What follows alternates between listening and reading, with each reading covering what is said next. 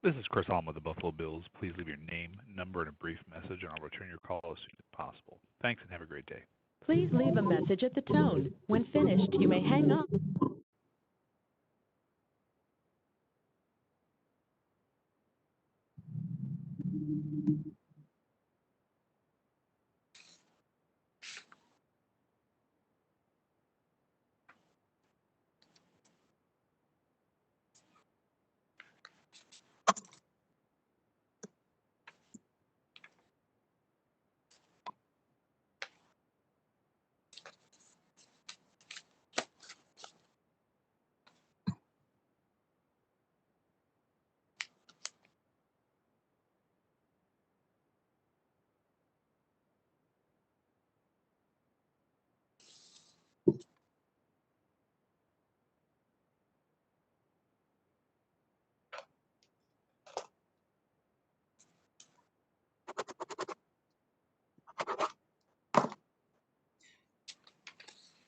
Good morning. Again, thank you so much for your patience. We apologize for all the issues, technological and others that we've had, but welcome to the New York City Housing Authority's board meeting. Good morning again, Chair, board members, General Manager. A few housekeeping rules in order to minimize background interference. Please silence and mute your phones, your speakers, your electronic devices unless you're speaking. Thank you so much. Because this is a remote meeting, we'll take a formal roll call. Please respond here or present. Chair Russ is here. Present. Board Member Adams. Board Member Gavin. Present. Board Member Girold. Present. Board Member Gonzalez. Board Member Present. Young. Present. Oh, hello, Board Member Young. Good morning. General Manager Vito. Present. Thank you. Excuse me, Jackie. Board Member Adams is on the phone. Oh, Board Member Adams. Yes. Can y'all hear me? Yes. Hello, Good morning. hello? Good morning, Board Member Adams. We can hear you. Okay. Thank you. Okay. All right. Yeah, Welcome. I'm here. Thank you. All right, great. We're all here. Chair, there is one member of the public wishing to provide comments. Ms. Torres from Smith Houses, please be reminded that comments are limited to the items on the calendar. Please indicate which item you're commenting on initially, and speaking time should be no more than 3 minutes. Thank you. You may proceed. Good morning, Chairman, morning. board members, Good General morning. Manager. I'm not even. Good morning. Good morning. Anyway, this is Nycha Torres. I'm the president of Alfred E. Smith Houses, and I'm calling because I have a serious condition in Alfred E. Smith. Mr. Bowers called me today telling me this morning that he would give me an update by the close of the day before I have my board meeting. But however, I need to know what I need to do as president and our executive board. We have a water tank that the money, I believe, was frozen because of the pandemic. However, this water tank was leaking so much that our elevators were down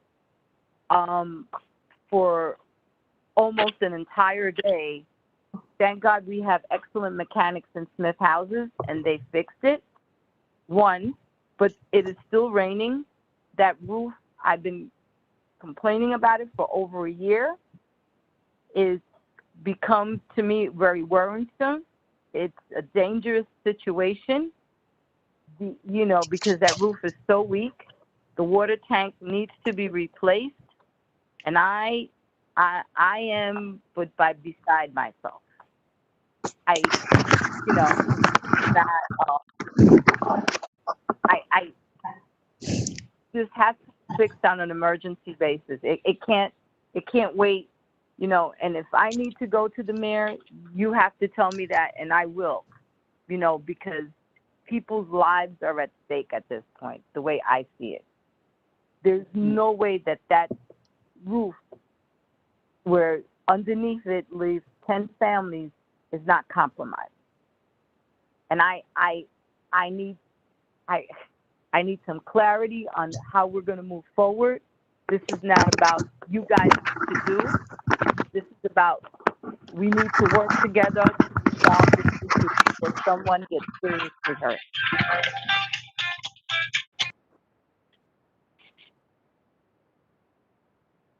Thank you for your time. We will respond. We will get in touch with you and give you an update. Oh, gosh.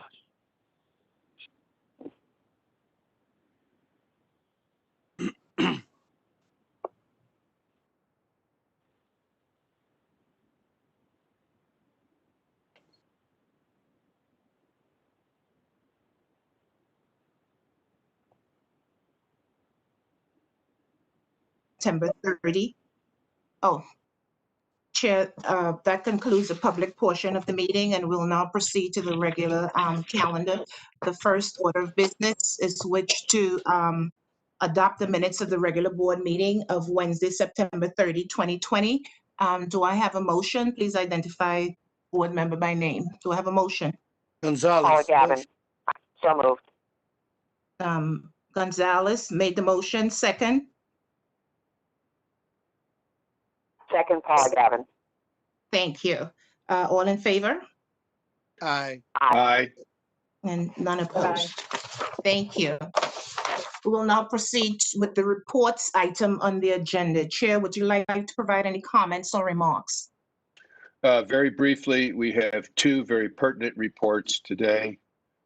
We are providing updated information on the clear and actual story around lead and why we have been doing the work that we set out to do in conjunction with the monitor and his urging and his team's support, but really what we indicated we would do from the beginning. I think the newspaper articles that have been floating around have done a serious injustice to NYCHA's staff and the families by distorting this effort because we always set out to identify children under 6.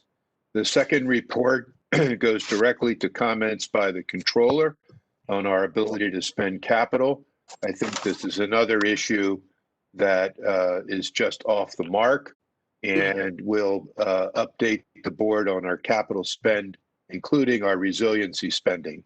So both of these reports are timely based on this news environment that we're in that really does not have the focus, does not have the facts correct, and is really not about what NYCHA is trying to do in both these areas. So with that, I'll turn it over for the first report.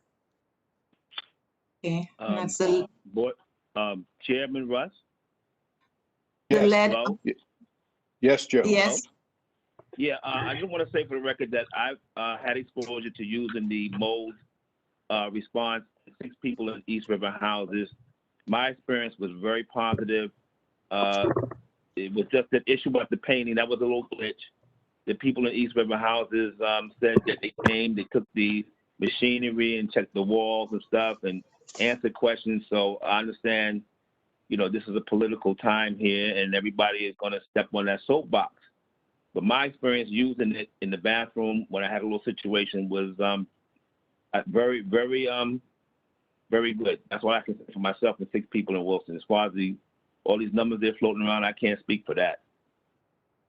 Commissioner, thanks for your comments, and we appreciate it. Thank you. Okay. Thank you, member. We'll proceed with the first report, the lead update. Dan? Hi, good morning, board. Thank you so much for letting me come here today and give a presentation on lead. I'll try to be as brief as possible, but there's some pretty detailed information in this presentation that I want to take some time to go over.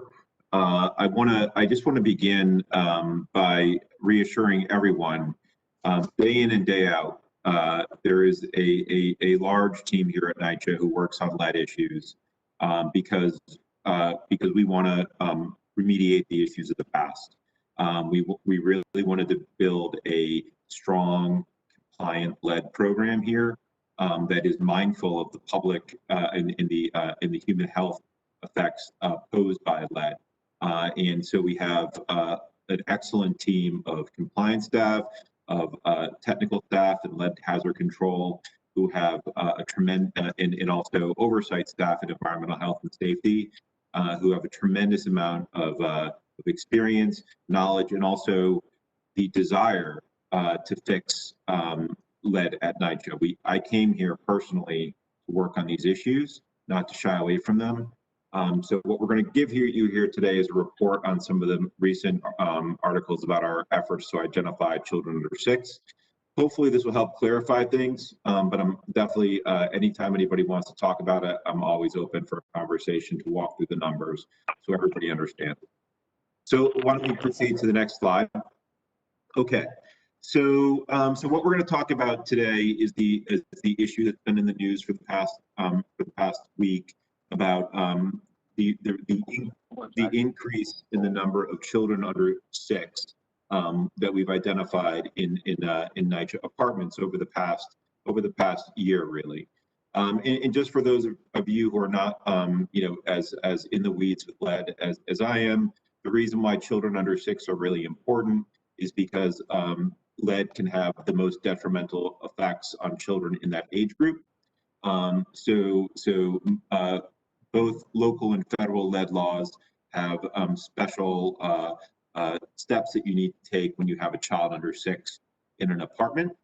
And so that's why that number is so important. And when I say child under 6, it's actually 5 years old. Anybody that's 5 or younger. So the 6 is a little bit sometimes confusing. It's actually 5 years old and younger. So 3 things. One of the big questions that I think was only partially answered in some of the materials that have been published is why the number of apartments with kids younger than 6 increased this year.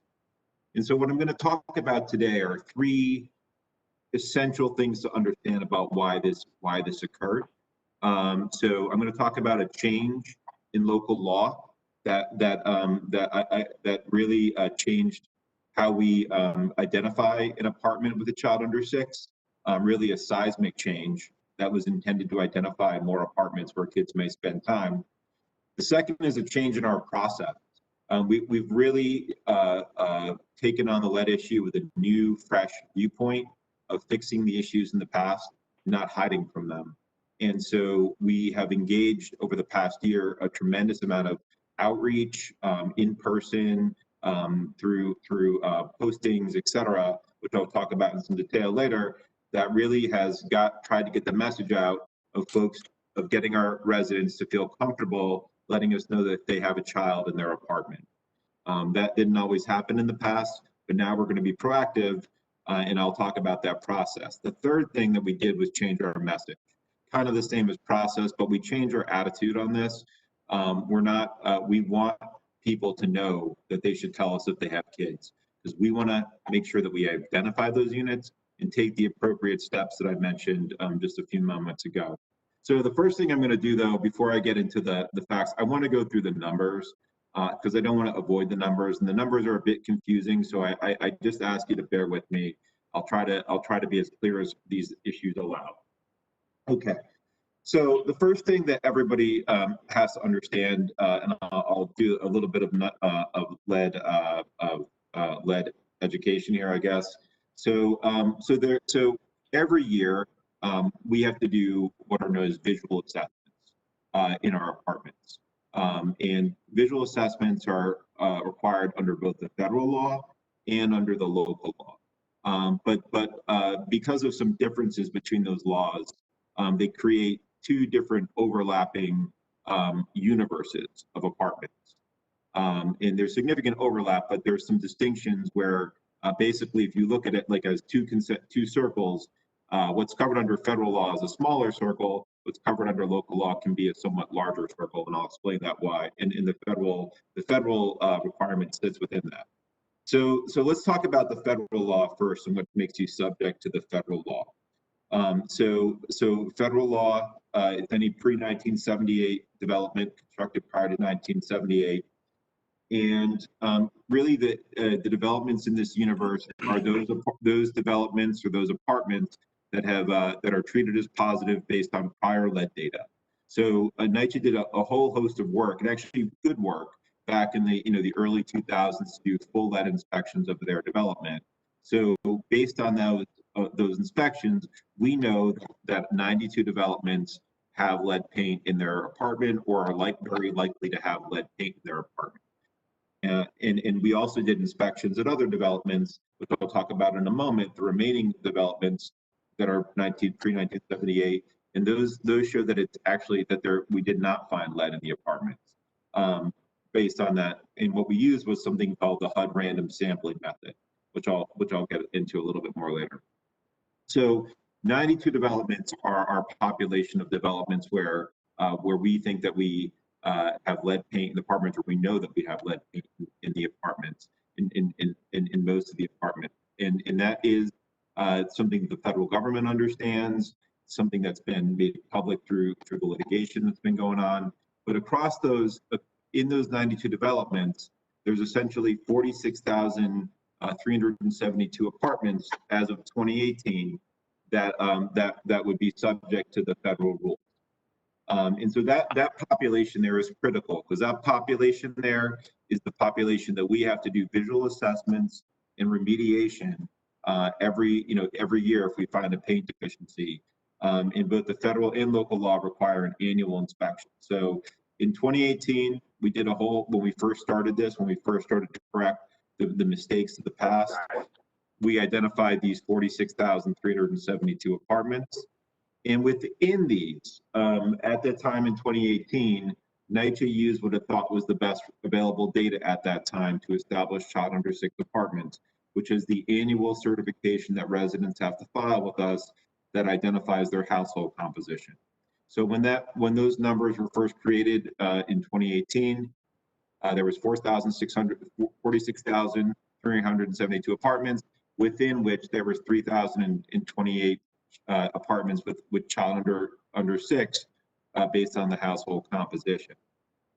2019, same methodology was used for the 2019 visual assessment. So as you see, we have a population that year again of the same 46,372 total apartments that we need to do visual assessment and remediation in. And that's the federal lead universe. And again, just under 3,000 kids based on the household composition. 3,000 apartments with kids younger than 6. So let's talk about 2020, which is what we're here to talk about today. So 2020 saw a big shift in both of the numbers. And I'm going to explain why those numbers changed so much in this presentation. So the first thing that's critical you're going to see is that the overall universe or population of apartments dropped from 46,372 down to 29,070. And in the next couple of slides, I'm going to explain to you why we saw that big drop, which is a good thing. That is a great thing. And I'll just give you a preview, a spoiler alert here. The reason why that is because those apartments tested negative through the mayor's XRF initiative that our lead hazard control department has been overseeing. But I'll explain that a bit in a moment, and I'll walk people through those results. At the same time, and really the big number that we're here to talk about today, is that we also identified a greater number of children younger than 6, and that increased to 9,988. And two things I want to note here. First, everybody has to recognize if they're going to work on lead or write about lead, that the population of child under 6 units is a dynamic universe. The reason why that is because kids are born, kids get older, and also kids move in and out of our apartments. So the number is always going to fluctuate, not to the same degree as it did this year, but you're always going to see fluctuations in that number because it is a dynamic universe. Kids don't stay 5 years old forever, they grow up. And so that's an important thing to understand. The other thing is the language that I've flagged in red right there, which is basically that language, or routinely visiting the apartment. We're going to talk about in some detail in a moment, but that was the game changer there, because this year the local law changed so that you're not just looking at kids that are living in their apartment with their mom or their dad. Or, what they're doing, the city is now looking at is kids who might spend time with a grandma or an auntie, or perhaps through some other co-parenting situation. So what they're looking at is kids who now under the city law, kids who routinely spend more than 10 hours a week in an apartment, and that's left for the apartment, for the resident to decide whether they meet that threshold. And if they say yes, then we treat it as a child under 6 apartment. So let me proceed to the next slide, because the next thing I think is really important to understand also. So as I said, there's 2 universes here, 2 overlapping universes. The most important universe, and the universe that the articles are about and that the Federal Monitor's press release is about, is our federally regulated universe for those apartments under the federal, we're all federally regulated, but for the lead rules. For local law 1, though, there's another group of apartments that follow a different path, that fall outside of the federal universe, but still need to be inspected.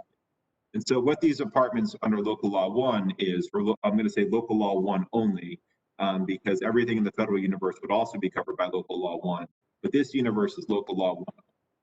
And it's a smaller group of units, but basically it has to be in a building that's pre-1960 with a child under 6. One critical thing that I think I forgot to mention is that the federal rules apply to everything. So you have to inspect that or assess that unit every year, even if there's only adults in that unit. But the city rule only applies if there's a child under 6. The next thing is that that these local law 1 only apartments have evidence of a negative inspection or an abatement, a lead abatement in the past, meaning that all the lead was removed. But NYCHA never went historically through the HPD exemption process for those apartments. So those of you familiar with local law 1 and the lead rules know that in order to be exempt from the city rules, you need to actually go to HPD and make an application, and HPD actually has to approve that application for it to be removed from the local law 1 universe. Here, NYCHA had the evidence of the negative inspection or abatement, but for whatever reason, and reasons that probably vary over time, NYCHA did not apply and complete that exemption process, or doesn't have evidence that they have an exemption. So until we get evidence of that exemption, NYCHA has to continue to inspect these units, even though the results from the prior inspections indicate these are negative or abated. So in this universe and this is, I'm just going to give you the 2020 numbers for this universe. In 2020, there's 10,733 apartments that fall into this local law 1 only universe, and all of them have a child younger than 6, because all of them, by definition, have to meet the local law 1 standard. But one critical thing I noted there in the sub-bullet, through the XRF initiative that I'll talk about in a moment, we're going to go back and individually sample these apartments again to reconfirm that they're in fact negative. And so far we've been making progress. And I will say, just, again, we probably will find some that have a positive component or 2 in them, but a small number. But that's just part of the process when you're doing this level of detailed inspection. But by and large, of the inspections that we've done to date, 4,000 of the 10,000 apartments, we have a recent post-2019 lead inspection of those apartments showing that they are negative. And so actually that number is, now that we've gone through that 4,000, as soon as we go through the HPD exemption process, those are going to come out of this universe and come out of any lead universe because they're negative.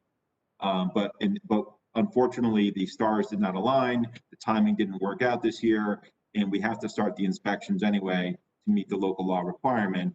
but next year by this time, these and probably more of that 10733 number are going to fall out because we will have the HPD exemptions at that time for those apartments. If anything in that universe is test with a component or few that are positive, they shift over into the federal universe. They become regulated by the federal law. So hopefully I'm not putting everybody to sleep. I'm told that when I talk about lead, I get people headaches or make them very tired. So hopefully not. I'm trying to be as detailed as possible with the numbers. But, in summary, really in sum here, this year for our visual assessment, our universe is 29,070 apartments under the federal rule that we're going to need to visually assess and do remediation if there's any paint deficiencies, and 9,988 apartments as of the date that I pulled the data are going to require, are going to be treated as CU6 or child under 6. Then in local law 1 only, there's an additional 10,733 apartments that fall into that category I just described, for a total of 39,803 apartments, which is the apartments that we will visually inspect this year and do remediation if deficiencies are found in lead paint components. So now we go to the next slide, and I'm going to talk a little bit about why the total universe has dropped. If you remember in the first slide, our total universe of visual assessments for federally regulated was 46,000 in 2018 and 2019. But we've seen a huge drop, which is a really great thing for a lot of different reasons. And the reason why we've seen that huge drop is because we are making serious progress on our XRF initiative.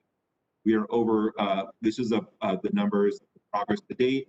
I can explain this chart if folks are interested, but basically we're over 36% done with our portfolio. So 48,362 inspections have been completed. I'm going to go over the negatives and positives in a moment, but we've made a tremendous amount of progress. And now, because we're finding negative units, they will be basically removed from our lead burden every year. Now, that's a good news for a lot of different reasons. Number one, it's good news for the families that live in those apartments are going to have better peace of mind, which is really great. It's going to be great for NYCHA's workload because we're not going to have to treat these as lead positive units anymore. They're going to come out of that bucket and they can be handled through normal maintenance. They're not going to require the inspection, so it's going to be a resource issue. But the third, and I think the most important thing, is now we can devote our lead programs and our lead resources to the apartments that actually have lead. And we're not there yet. We've still got a ways to go. But ultimately, when this is done, we will be able to target our program to those who need it most, which are the units that have lead. And we're going to be able to build a really customized program towards those units that are going to address these hazards and ultimately abate them under the HUD agreement. So we go to the next slide here. And I should note, I do want to note, if you go back to the previous slide, I should explain those three lines quickly. So the orange line is attempted. So as you can see, we've attempted about 8,000 or 7,000 or 8,000 more than we've completed. So we're going to go back and reattempt those, but we've made an attempt. The purple line shows that we've completed the inspection. And then that green line is really important from an overall compliance perspective. That means all the data has been QC'd and reviewed and uploaded into Maximo, which is our system of record. So that green line really represents like the final step when all the data has been accepted and now moved into Maximo to use. So that's our progress on those three critical work streams. As you see, we've really caught up with getting it the three to line up. So let's go to the next slide. So this is some results. This is an important slide and it's a pretty cool one. We've done a lot of work using this data. We're not just putting, like in the past, NYCHA's historic lead data was not really well maintained. It was not really available for use. That's changed with the tremendous amount of IT enhancements that we've made and invested in over the past year. So what we're going to see here is a breakdown of the results that we've seen in those 48,000. Now, this might not add up to 48,000 for you, those who add things up, which is great. The reason why is because some of these might not have been. There just could be some little discrepancies like that in terms of the different dashboards that are used. But basically, this is going to roughly give you the breakdown. So 46% have tested negative.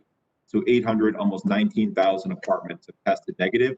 And those apartments are generally going to be in those 92 developments that I talked about, which are the ones that are most likely to have lead. So that's really tremendous news. NYCHA didn't start like in the easy apartments where we're going to likely find more and more negatives.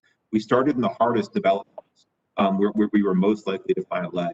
And in that universe, even though we expected to find lead, 19,000 apartments tested negative 46%. And that reduces our workload under federal law immediately, because that's the federal standard. You just need to have the test. And under local law, it will reduce that standard once we get the HPD exemptions. The next number, though, is actually, these are really important results as well. On the left-hand side of the pie chart, you see the positive component. So a component, just for you, to speak briefly about it, a component is just a piece of an apartment, a baseboard, a wall, a lead bend, like a pipe in a bathroom, a cabinet, a shelf. That's a component. So what this shows is that 11,000 of the apartments that we tested only had one component that was positive. I don't, that's gonna, we have a list of all the different components, but generally speaking, it's going to be predominantly something in the bathroom called a lead bend, which is a pipe that is above the toilet, or a tub waste, which is a similar pipe above the tub. And a lot of those happen, test positive. But many of these apartments have only one component. Now they still need to be inspected. And I'm not saying that that's, good news. What I'm saying is that, number one, makes the management a lot easier, and it also ultimately makes the abatement a lot more achievable, because we know that these apartments only have one component. 10% have two or more components. 5% have three or more components. And once you get into those two components, three components, once you get into like 3 or 4 components, that means that's the universe, that about 7,000 apartments there for 3 components and 4 components that we really need to focus our compliance and safety efforts on, because those are really apartments that have a sizable amount of lead paint that we need to make sure that we're managing appropriately and then ultimately abating. So this shows you the results overall for all the apartments. And the bottom line, the takeaway for this is the number of total apartments is going down because of the negative tests. So we go to the next slide. The other thing that is always important to note here, and just very briefly, is this is the Q1 2020 report. This gets back into a little bit about risks. Lead is definitely a risk, so no one should tell you otherwise. But the good news is that what we have been seeing is that there's been a decline across the whole city, but also in NYCHA departments of children who have an elevated blood lead level above the 5 micrograms per deciliter standard. So in NYCHA apartments, this is Department of Health data. You can look at this, but basically we have seen that decline, and I think we're going to continue to see a decline, hopefully, knock on wood, as we continue these efforts to more aggressively remediate, inspect, remediate, and ultimately abate. We go to the next slide. Okay, so I'm going to get back to the point of my presentation here. I'm so sorry for the long digression, but now I want to talk about those 3 items that I mentioned at the beginning of the presentation about why the number of children increased this year from prior years. So the first thing, as I mentioned, is the change in the law. Local Law 64 of 2019, the term resides, which appears multiple times in Local Law 1, was never defined, never in the past defined. And that also actually went all the way up to the Court of Appeal in a case a few years ago, where the lawyers were representing a young child who had been experienced an elevated blood level because she spent a lot of time with her grandmother's. This I don't believe was a NYCHA apartment, it was a private apartment. I don't remember all the facts of the case, but basically the lawyers had sued and said that the landlord should be held responsible because she spent a lot of her time with her grandmother, and the court disagreed. They said that the Local Law 1 applied only if a kid lives in the unit because of that term resides. So the city council didn't like that. They didn't think the court properly interpreted their law. So the city council in 2019 decided they wanted to change the law and add the definition of the term resides into the law. And what they did was they defined it as resides means a child who routinely spends 10 or more hours per week in a dwelling unit, which includes a child who lives in the apartment and a child who just visits for this period of time. Now, this is not the actual definition. This is taken from an HPD document that explains the definition. But now we're not just talking about kids who live in apartments. We're also talking about if a child visits. And it's to protect, rightly so, to protect those kids who might be spending time with grandma, grandpa, where they don't live there, so it's not their primary address, but they are still spending time in that unit, and therefore they could be still exposed to lead. And the city now wants landlords, including NYCHA, but private landlords as well, to identify these apartments, let residents self-identify these apartments so they can be treated with an additional level of care that's required for child under 6. So that was a critical thing that I think was missing from the monitor's press release and from other places that were reported, that this was a big change, a seismic change by the city council. And so what we did, to try to implement it, because one of the things we do in compliance, we're trying to get out ahead of the laws. We're trying not to be playing catch up. That doesn't unfortunately always happen, but we're trying to be ahead of the laws. And I think we were ahead of the game on this one. So what we did was we updated all of our forms that we use for our annual survey that you send out for local law 1 to add the new required language in there, which is actually a big process. It sounds like paperwork, but it's actually a big process at NYCHA. And then we also decided this year we're going to conduct door knocking. And that was sort of changed, not just in response to this local law, but also in response to trying to do a better job identifying kids. But when we did the door knocking, we're not just looking for kids who live there, we're looking for, whether or not somebody routinely visits there. So we're using the same metric and criteria. And through these efforts, the annual survey, through our door knocking, we identified a lot of additional apartments. And we expected to. And we should have explained that better. And that's our fault for not explaining it better. And making sure people are more in the loop. And that's something that I need to do better. Our department needs to do better. But we went out there and we found additional apartments that meet this new test. We found 6,500 apartments in that HUD universe and another 6,378 in the local law 1 only universe. And this year, those apartments are going to be inspected and treated as child under 6 apartments because they meet the new threshold. The next thing I want to describe is the change in the process, which is on the next slide. So as I said in the beginning of the presentation, in prior years, NYCHA put a lot of stock in the annual certification, and rightly so. This is a certified statement from the residents about who lives in their apartment. And so NYCHA was not wrong to place reliance on it. But I think, that I think the numbers probably to everybody who looked at them look low.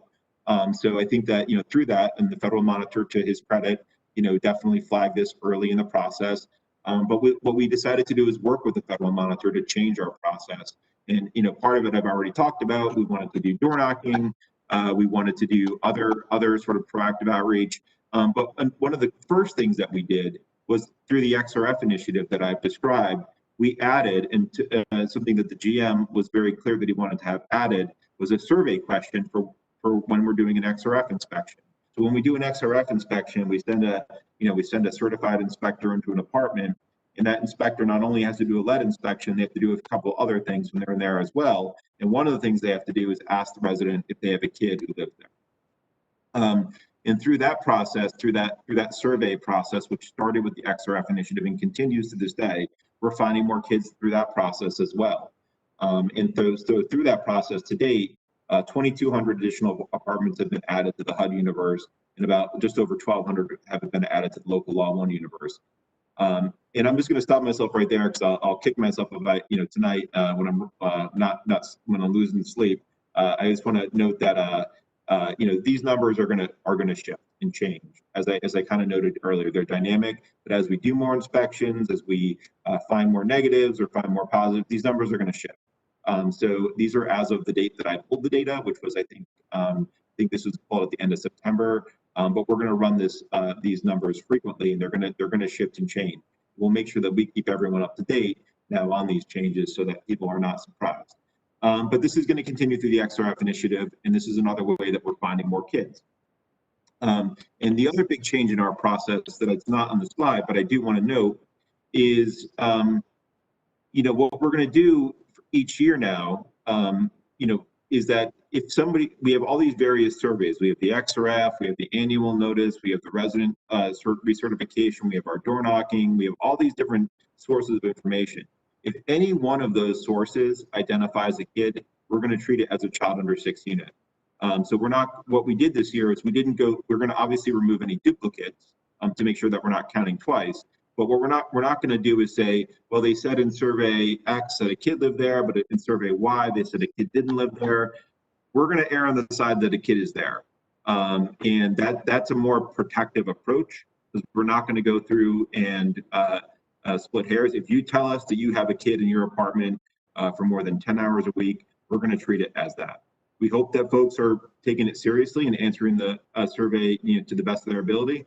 But we're going to treat it as a child under 6 apartment because we want to be protective on these issues. And that's, again, why a lot of apartments are added, because we didn't split hairs. So the next slide is changing our message. So we last December, what we wanted to do was get more folks to respond to our surveys about children. Because in prior years, we're not getting a good response on our surveys. And I don't think that that's, to put on the residents. I think that we were kind of sending out paperwork to them without really explaining the importance of that paperwork. So what we tried to do this December, and we will do again this November and December, hopefully with a little bit more lead time, is we did a lot of outreach at our developments. First, we just did simple posters. Really, I think, beautiful looking posters that we created. They went into the management offices. I've also seen them in a number of buildings, though not every building, making sure people are answering this survey. And it's important to answer the survey, and we all get it if you live in an apartment in New York. It's important to answer the survey even if you don't have a kid, because what that allows us to do is to know that you're reporting you don't have a kid, so we can focus our time and resources on the apartments that we do have kids. So we really wanted to make everybody respond to these surveys. And this is not just for lead paint, it's also for window guards and stove knob covers, 2 other safety items that are covered by these surveys. So we put these beautiful posters out there. We did some great social media. We did some stakeholder outreach. Probably not enough. We probably need to do more this year, but we really want to get an accurate count of where kids are spending time in our building, because that'll let us address all of these issues, but especially lead paint better. So we're going to continue to do this year. We want to make sure that we're getting the word out. In fact, all the press over the past couple of weeks is probably like a really good thing for us, because now folks know that, hopefully will know that it's really important to tell us if you have kids in your apartment or are spending time there. So that's something we view as a positive. And so let's go talk about the last slide.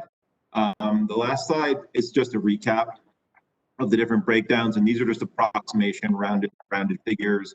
But this shows the breakdown of all the different categories. I'm not going to go through it because I've already probably gone over my time here. But this gives you a little snapshot of everything as of it is September 25th or whenever we pull that data. This will give you a good breakdown. I'm happy to answer any questions after the meeting about this if folks want to discuss it and understand it better. But we can go to the last slide, and I'll wrap up. So what happens next? Because lead work doesn't stop. Lead works every day. So our next big step on lead is our 2020 visual assessments. So 2020, again, was a difficult year for reasons. Obviously, don't need to restate that. But we have to proceed with our visual assessments. So that will be starting, should have started this week. And it takes about a month and a half, 2 months to do. But we need to do all the visual assessments of those 39,800 or so units before, within, really by January, around January timeframe. Obviously, this year is a little bit tough with access, so we're going to try to really get that done. Additionally, for any child under 6 unit, we're going to make sure that the remediation is expedited if any paint deficiencies are found during the visual assessment. That's one of the special things that you do with child under 6 unit.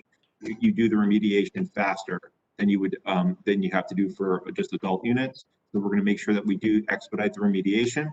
We're going to continue our XRF initiative, 48,000 units that are completed, another 90,000 or so to go. We're going to continue that initiative, and that restarted back in August.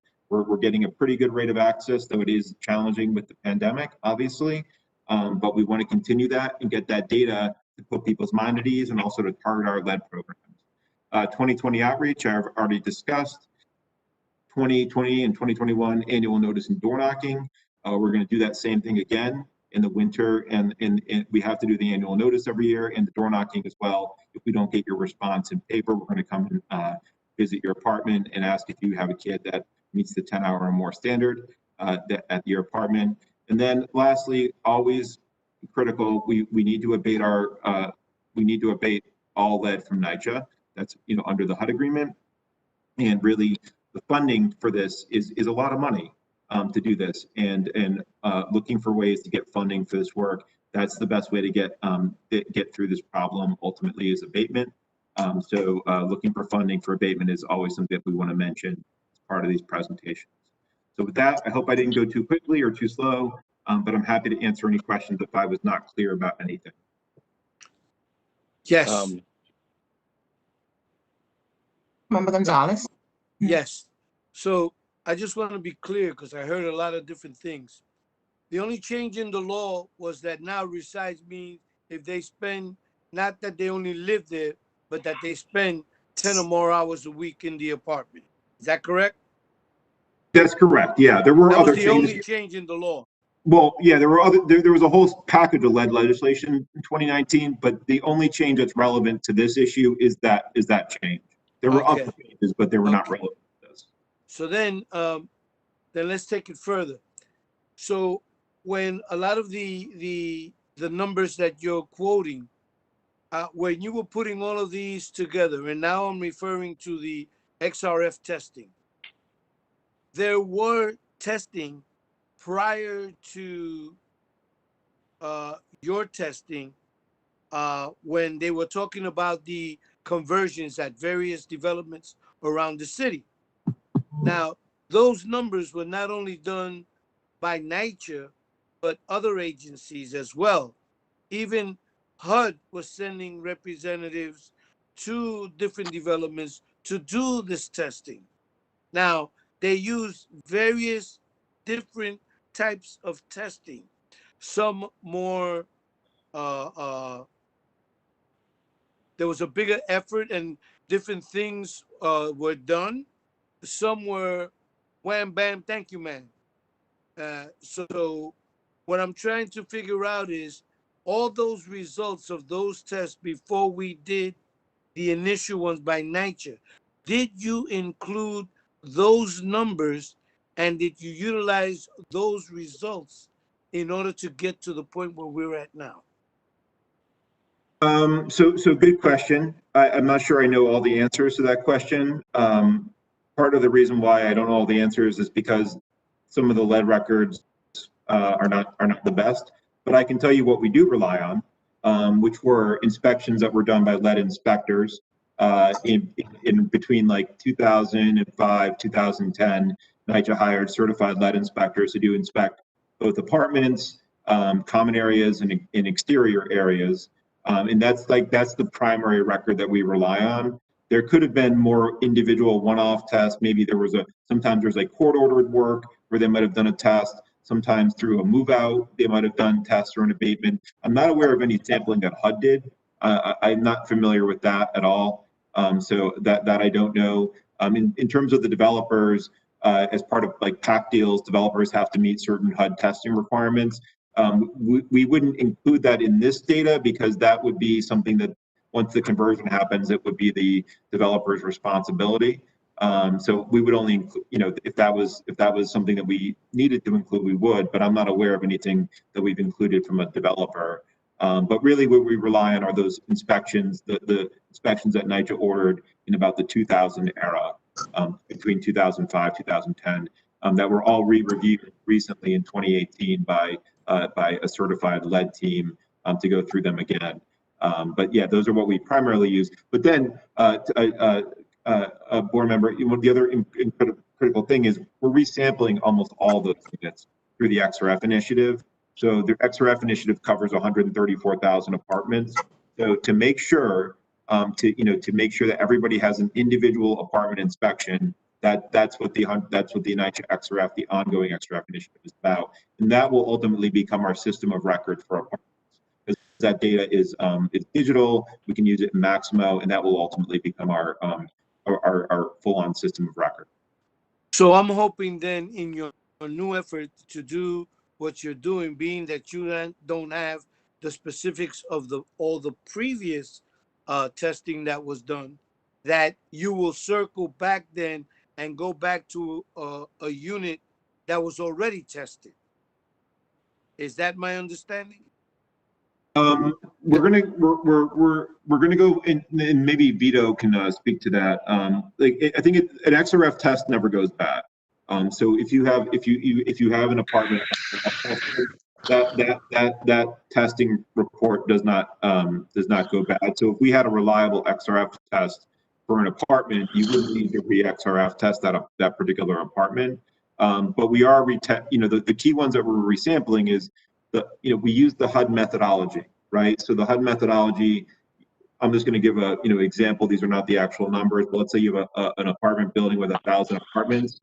The HUD methodology only requires you to sample about 100 of those apartments, and then you extrapolate the results out for the remaining apartments. So what we're going to be doing, instead of relying on the random sampling method, we're going to go into the individual apartments that were not tested as part of that original testing effort, and then test them. So to a point, that is a retest because a lot of those apartments were not inspected for that effort. Yeah, board member, if I could just add to Dan's response, and I think Dan, you touched on this a few minutes ago.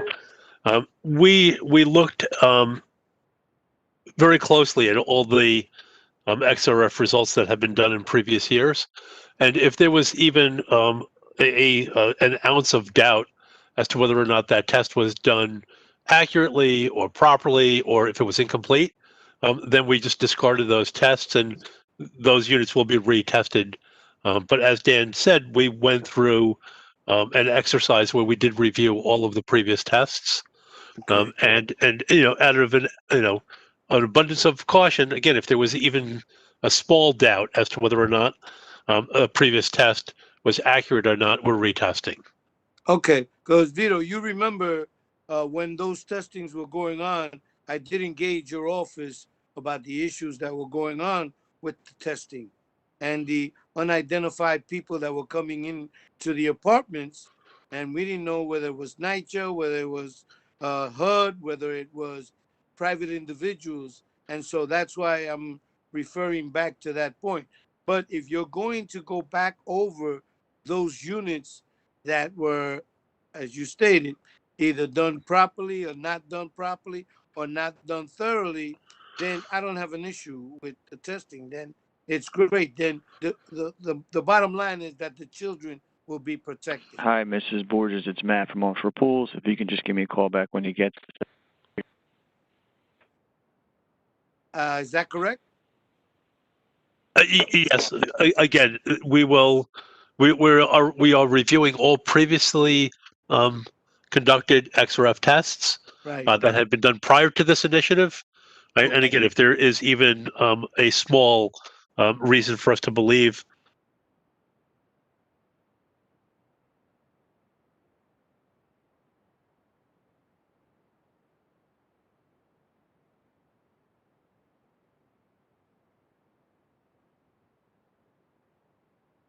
Okay. Pause. So yes, we're a little bit behind schedule, but we're back on track. And I just really want to just kind of point out, and Dan, I want to just point out the last bullet on the screen that's up in front of us, the seek funding for full abatement. Okay. I can't stress enough the importance of that last bullet point. I would have probably started with that and ended with that, because honestly, chair, the chair knows this as well, and I'm sure the board members. But the monies that we need to do abatement in NYCHA are in the billions. Right? We're not talking about hundreds of thousands of dollars or even millions. We're talking about billions. Right? And there has been a lot of investment in the lead program. This mayor has committed a tremendous amount of resources. The XRF testing initiative was the mayor's initiative. That's being paid for by the city. But when it comes down to after we have our results and we need to focus on abatement, we need billions of dollars to achieve that. Vito, thank you, because I want to just let the board know that the blueprint plan for the 110,000 units includes a request for the full lead abatement in those units. And that is at $1 billion and maybe a little bit above. But one thing the XRF tests will give us, if we think about Dan's other slide with the pie chart, we'll now have our scope of work. We're going to know exactly what to go after, and that's going to be enormously helpful. And the last thing I wanted to comment on is, you know, this is not a case where the numbers point to a lack of effort or something else. This is a case where dozens and dozens of individuals who are our staff or contractors who work with us on a daily basis have really attacked this. This is environmental action. That's what this is. This is actually environmental action to correct a real safety issue in our units. It's detailed, it's precise, it's demanding, and as Dan pointed out, you wake up with a new year and a new definition, and you've got a new pool of individuals that you have to be concerned about. So this is a very encouraging presentation because it shows that there is work being done, that this work is visible, and what we're probably going to do is we'll provide updates to the board, not perhaps quite as comprehensive as this, but keep you updated quarterly as we progress through these things. Okay. Hello? Yes, this is, Hello, Board Member Adams. hello? Board Hello? Member Young? Hello? Yes, Board Member Adams. Yes, Member Okay. Adams. Yeah, good morning. So, first of all, I know there's not a lack of effort because I'm in a senior residence, and my HA have come here and someone else to test for lead.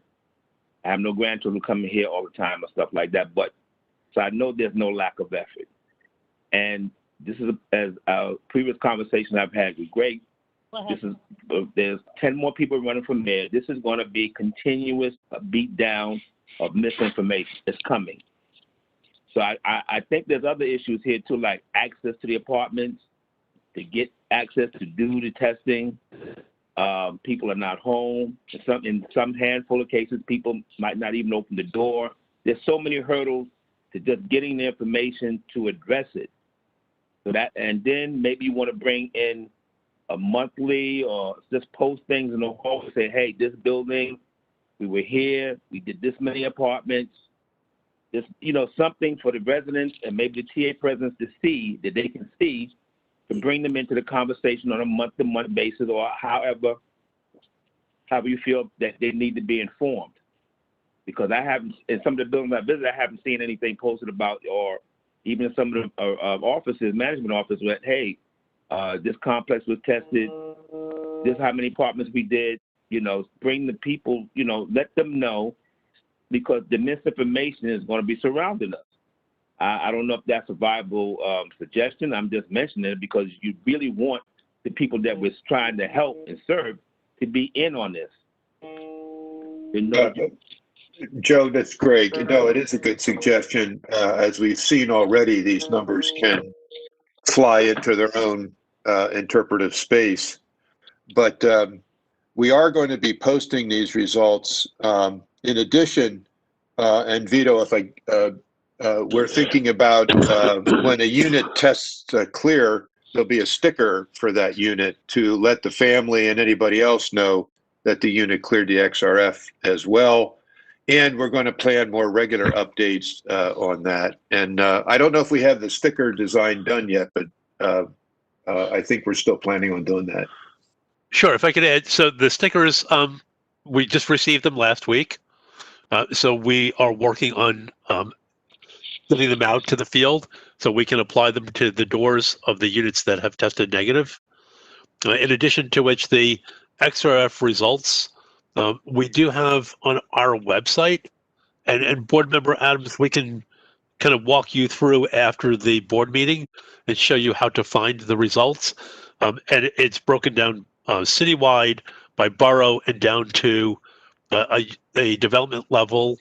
If there is information that's missing from what we post publicly, we would be more than glad to talk to you to see if there's more information we can provide. With respect to the notification to the residents, we have an outreach program prior to starting the XRF testing at a development that begins at least 2 weeks in advance of the first scheduled date. But again, as you've mentioned, we still run into some access issues. There are still folks that are unfortunately reluctant to allow us access. But we've been improving on the communications, and certainly bringing in the TA presidents very early on in the process has been extremely helpful.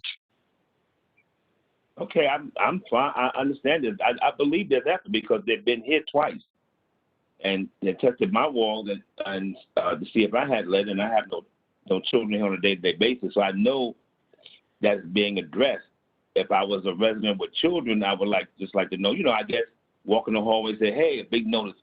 We were here Tuesday. We tested 400 some apartments, and blah blah blah blah blah. We will be here then. And condense it and make it as simple as possible, so people can read it, understand, and get a grasp on it. Pie charts and everything like that, even for me as a board member, is quite difficult to follow. But I do know there's effort. That I can say. As far as how many completed, I get lost in the explanation. That's all. I know that there is some effort, though. I believe so. But as I said it before, this is a mayor's race. We have 10 more people that are going to be coming up with their own numbers, their own magic show with this. And we are a targeted agency that they're trying to get elected on. One of the issues. So that's all I can tell you at this time. That's it. Thank you, sir. Hello. Okay. Hello. Yes, This is member. Board Member Young. Hello. Yes, Member Young, proceed, please. Yes. Thank you, Dan, for that presentation. Greatly appreciated. So I live in a rehab building, a rehab was 33 years ago, and I have a 2-year-old granddaughter, and I have not yet had correspondence or anyone come to test for lead in my apartment. I would definitely allow someone in, but no one has come, and no one has sent me any correspondence pertaining to checking my apartment. So, board member, this is Vito. We can get back to you with the schedule for when we plan on being at your development. All right. So we do have a schedule that we have laid out. So we'll get back to you specifically when your development is scheduled for XRF testing. Thank you, Vito. This is Paula Gavin. Yes, Paula. Yes, I just wanted to say thank you on this fabulous report. Could you send a copy to us all? Surely. Yeah, of the PowerPoint. Right. No, we can provide that. Yes. Sure. Thanks so much. Thank you. All right. Great. Thank you, Dan. If no further questions, we will proceed with the next set of reports from Steve on CPD capital spend update and the approved temporary suspension for the weatherization assistance program contracts and change orders. Steve? Thank you very much. First, I just want to mention to Ms. Torres, thank you for your comments at today's board meeting. Also the email that I received and our team received on 10/27 yesterday. I know that you're in regular contact with our executive project managers at Capital with all of the work that we're doing at Smith Houses, and I appreciate your assistance as well as the committees that you put together as we do the capital work there. You can feel free to contact me. I enjoyed our last phone call as well as the walkthrough at the Smith Houses. I just want to reassure you that there are no structural issues with the roof. The structural engineers have been up there per your requests. The roofs have been or are being replaced. You are correct. As we've discussed, the funding for the water tank is part of the city moratorium. That moratorium is being lifted and we are moving to working with the city in regards to the new schedule of projects associated to those projects that were city funded and put on the moratorium. The roofing contractors have been coordinating that work with the water tank, and we recognize that both projects are funded and they will move forward. And I can speak with you anytime to discuss. But thank you for bringing that to the board's attention. So we have two reports. Thank you very much. The Weatherization Assistance Program. In September 2019, Board Resolution 19925-16 authorized as solely related to the Weatherization Program, which we refer to as WAP, contracts a temporary suspension for authority approval. Wanted to bring you up to date on that program at this point in time, as you have gotten with the report, that there are 6 contracts totaling $997,000, $736.62. And at this point in time, there are no change orders since July. The other report I would like to show you is our monthly spend. This has been an interesting chart as we've provided it to you each month to illustrate where our certified payroll is. So this is the September 2020 spend that is projected, that is the certified payroll. This is the invoicing and the funds going out. This report, very similar to last month's report, illustrates the city moratorium has clearly affected our portfolio. City funding is down to less than $1 million, but we are still remaining at plus or minus $80 million, which is a record high in the federal spend. That has to do, very similar as I discussed last week, that our City Capital Plus heating plant program was moved over to the federal funding line for a period of time of the moratorium to make sure that we could hit our schedules associated to those boiler plants. And then the safety, site safety of any of the construction projects that were put on hold during the funding moratorium. That also was picked up by the federal, which is part of a swap with the city. The city will pay us back for those funds. But we are continuing to do business, as you can see, and I'm very proud of the work of the Capital Projects Division team and our partners so that the projects that are funded at this point in time are continuing. And that is all I have. Thank you very much. Thank you, Steve. Is there a question? Just one. If I've looked at the chart correctly, elevators, well, they didn't spend a lot of money on elevators. Is that correct? So the elevators are part of the state funds.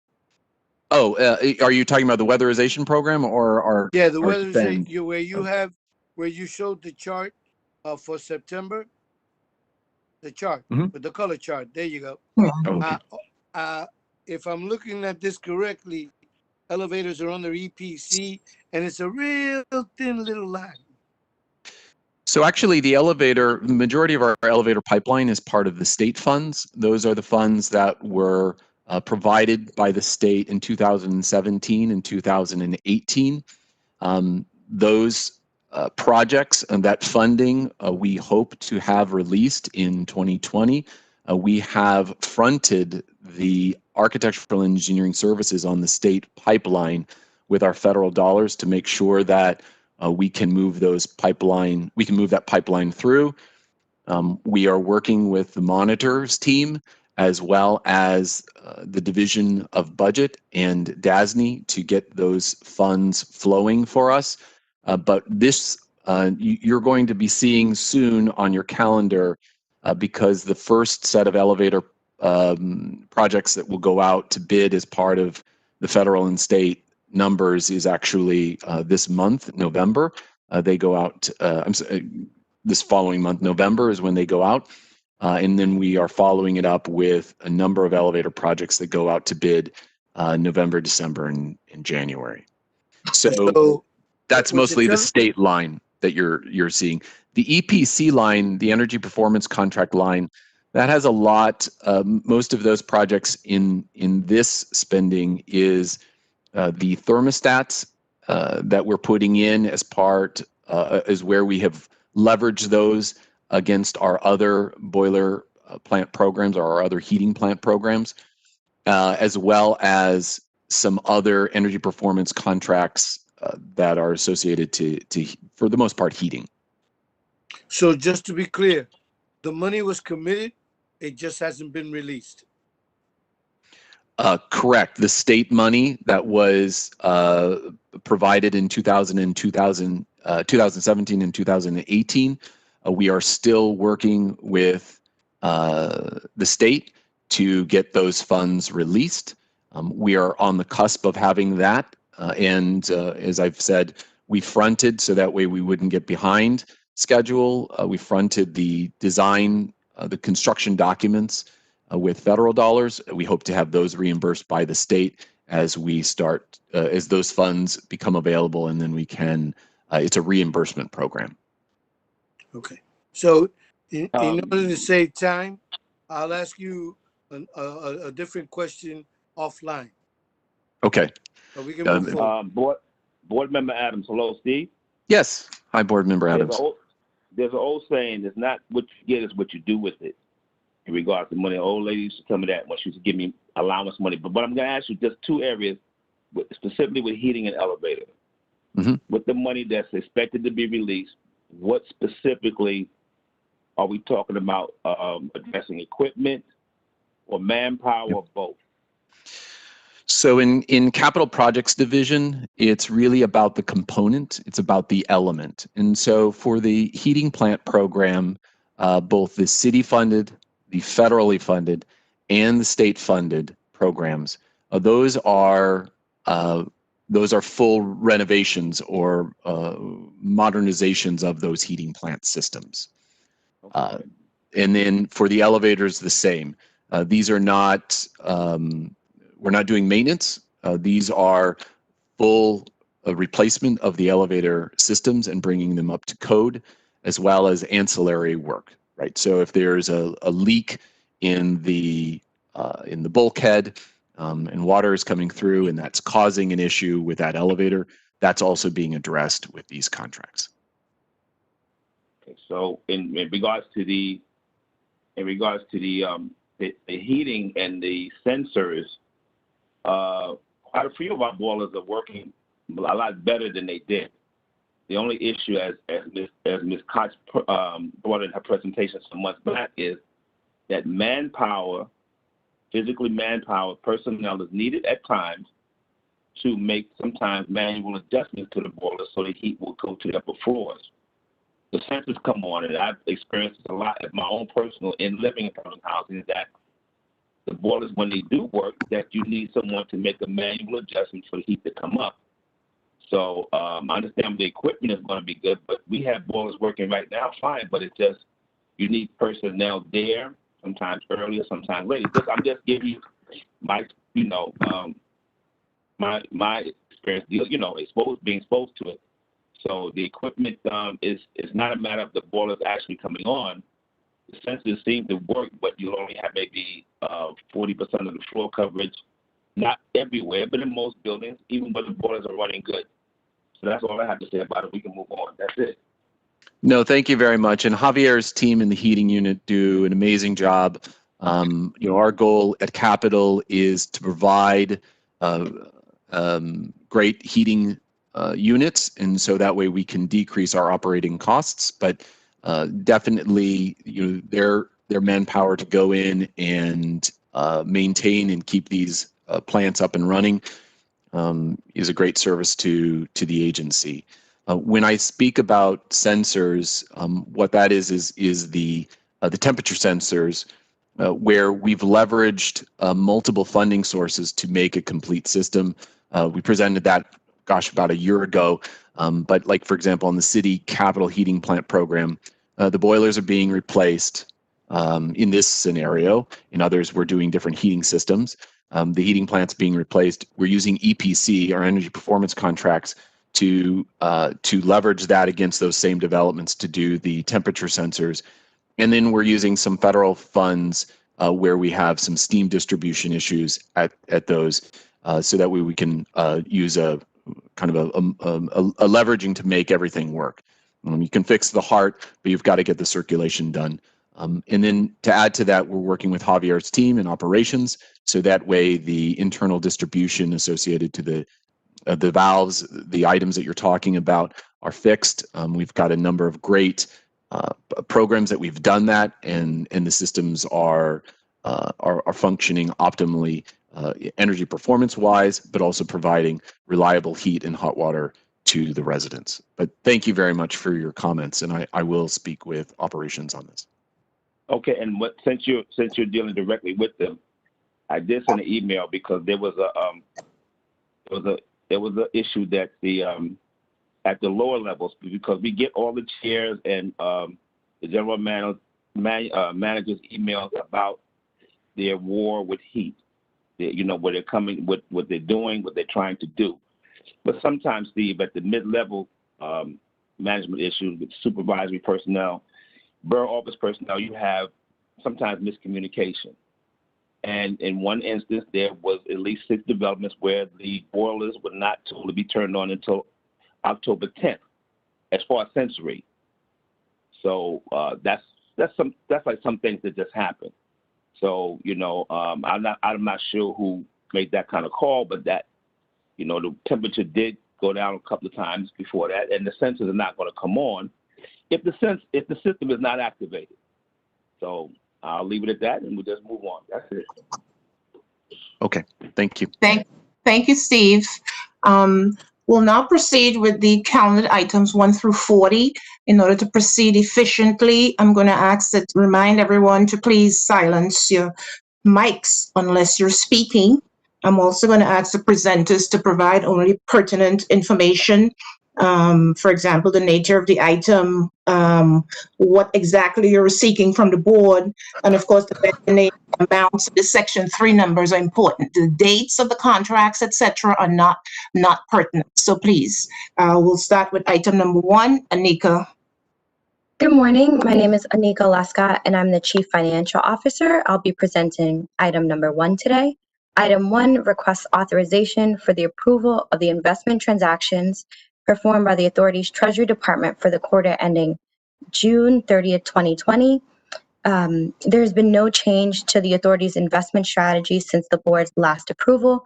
Our strategy continues to follow HUD investment guidelines, emphasizing safety, liquidity, yield, and maturity. As of June 30, 2020, the portfolio earned $2.1 million in investment income, representing an annualized rate of return of 0.63%, which exceeded a comparable benchmark Treasury 3-month bill rate of return of 0.11% and a 12-month bill rate of return of 0.15%. As of June 30th, the investment portfolio balance totaled $1.3 billion. We recommend that the members of the board approve the authority's second quarter 2020 investment transactions. Question? Lanika, Board Member Adams, I think I had asked you about the possible consideration of reinvestment in our staff to maybe cut down on the budget of these vendor contracts and stuff like that, and that money has gone up, and it eats up quite a bit of the grants and stuff that we have that's in the budget. And did you send me a response? If you did, I might have missed it. I believe I asked that question, and I don't believe if you sent a response, I could have missed it about the possible consideration of reinvestment in what we have and what, as far as right now to maybe, have our people do the work, because a lot of them are taking courses to do other jobs, and stuff like that related to the work that we need. So thank you for the question. It's really helpful. I believe that when we had the Q&A session, Vilma, as well as Joe Cortine in operations answered that question. It really is an operations decision regarding whether we choose to use contracts versus in-house staff. And I believe we walked through some of the considerations that we take into account when we do something in a contract manner versus with staff. But I'm sure those folks are on the phone, and even Vito can jump in as well and give some more context around that. But that is an operations decision that does not affect our investment portfolio. And I remember that you stated that there was a whole list of banks that we were using, and I don't see, like you did explain why, I think, for the most part, but I think the term that you used, that the return was a little poor regarding some of the investments. I don't know if it's related to the banks or not. If I'm misquoting you, then Sure. So that was a great question as well, which is we do make decisions based on the HUD guidelines, and we do have the sort of authority to move our investments around so that it's in the safest place that is hitting the investment guidelines of safety, liquidity, yield, and maturity. The two banks that were removed, it was only two that came off of the list. One was Amalgamated Bank. We used to use them for a service that they no longer provide. And so for that reason, they were removed from the list. So the other banks that I don't see anymore, like the Japanese bank, I think it was Deutsche Bank. So those are, we don't. Those are still there. We just noted them differently. So you see who's the bank that's holding the actual funds versus, and Teresa, please jump in, who is our marketer for the funds. And so we included that so it was really clear where the money actually lies versus who's assisting us with the fund. So Teresa, can you provide just more context on why we changed that so it was really more representative of the work taking place? Sure. Well, to answer the first part of your question, just to give a little more of a thorough answer, as Anika indicated, two of the financial institutions have dropped off of our list of financial institutions on page 9. First, as Anika indicated, was Amalgamated Bank, and the service that they provided previously was our tenants who did not have bank accounts at Amalgamated Bank. Anybody could walk in at 4 different branches of Amalgamated Bank and make a cash payment toward their rent. And Amalgamated Bank had closed 4 of their branches. That's why they came off of the list. And the second financial institution that came off of the list is South Street Securities, who we purchased repurchase agreements from. As Anika also indicated, we stay within the HUD investment guidelines, which is our adopted investment strategy, and we do maintain flexibility. And during the second quarter of 2020, and I'll back up slightly, interest rates are at a record low. The Federal Reserve dropped interest rates 2.25% since July of 2019. And what ended up occurring is as these interest rates start to come down, the repo rates for purchase agreements rates of return also started to come down to a point where in the second quarter we could earn more in a bank account than we could on our repo securities. So during the second quarter, all of our repos matured and was moved into bank accounts. Therefore, South Street Securities we had a zero balance, and therefore they fell off of that page.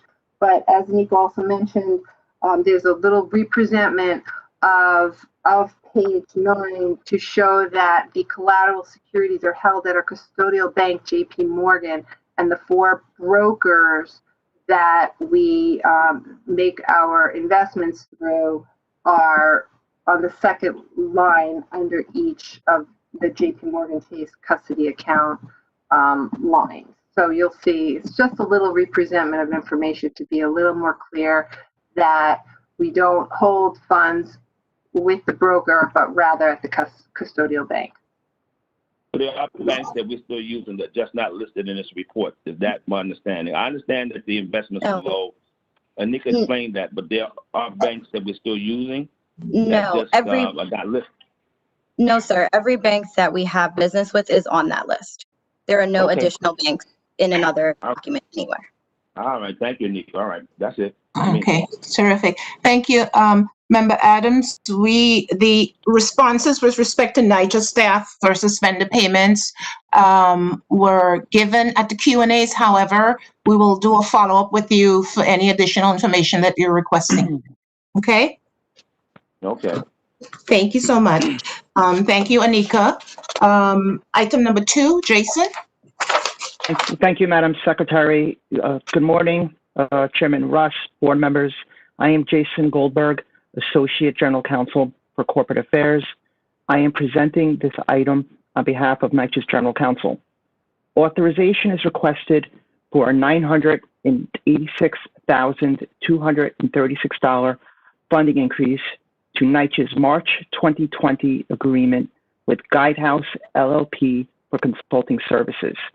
This agreement, which did not require initial board authorization due to its $1 million not to exceed amount, was procured by NYCHA's Office of Strategy and Innovation, piggybacking on an agreement with Guidehouse held by the New York State Division of Budget. NYCHA's agreement as awarded was for services necessary to meet NYCHA's commitment to assess, review, and transform its management and operations as required by NYCHA's January 2019 agreement with HUD. Pursuant to NYCHA's agreement with Guidehouse, Guidehouse is currently performing a comprehensive review and assessment of NYCHA's procurement processes. Subsequent to commencing these services for NYCHA in spring 2020, NYCHA determined that it was necessary for Guidehouse to also perform a comprehensive review and assessment of NYCHA's Law Department, also referred to as the Office of General Counsel, the OGC. It is these services that this resolution seeks to fund. The assessment of OGC's operations will focus on its current areas of effectiveness and identify areas for improvement, along with identifying certain best practices that could be implemented in order to meet the broader requirements of the HUD agreement to transform NYCHA's management and operations. For instance, this assessment will focus on how the OGC currently utilizes and can optimize its use of strategy, deployment of human resources, processes. Yes. Excuse me, please mute your phones. Hello. Processes and technology. Guidehouse will invoice NYCHA on an hourly basis pursuant to rates existing in NYCHA's underlying agreement with them to perform these services up to a maximum cost of approximately $986,000. Are there any questions? Just a statement. Sure. I had asked the question and I got a response, but that's the response that I have to the response is going to take a little more time. So in the essence of saving time, I will answer that email and we can take it from there. Okay. Because to Jason? me, oh, sorry, I'll talk over. I apologize. Law versus technology. That's part of what I'm going to be asking. Anyway, so go ahead. Okay. Member Adams?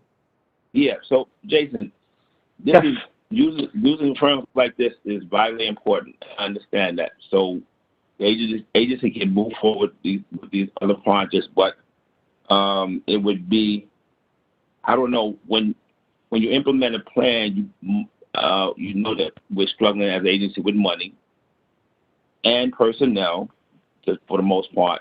You need the people to carry out the things that are being suggested. So maybe at some point in time going forward, I'm not going to hold you to that today, but it would be helpful to say, well, this agency suggested that we, I just have to keep saying that we put 400 more bricks in the sidewalk, but we only have 3 people to do the work. You know, I'm just trying to give you examples of what I'm talking about. Or with technology that we have places where people have to do recertification that's just not feasible for tenants and residents. So, you know, those are just examples. I don't have any more questions. There was some type of response regarding that. So, but going forward, I will formulate questions and, you know, going forward. And that's it. That's just a statement. Thank you. Thank you. Thank you, Jason. Item number 3, Razul. Good morning. My name is Rasul Danjad. I'm the Vice President for Healthy Home. Item number 3, authorization is requested to approve a funding increase to this requirement contract, which was awarded to Leroy Program and Construction Management for lead-based paint XRF inspection services, which originally did not require the initial board authorization for the term of this contract. The amount, the scope of work basically is to XRF inspection in unoccupied apartment and public common area. The funding increase is requested. The original amount of not to exceed was 300,011 and 399.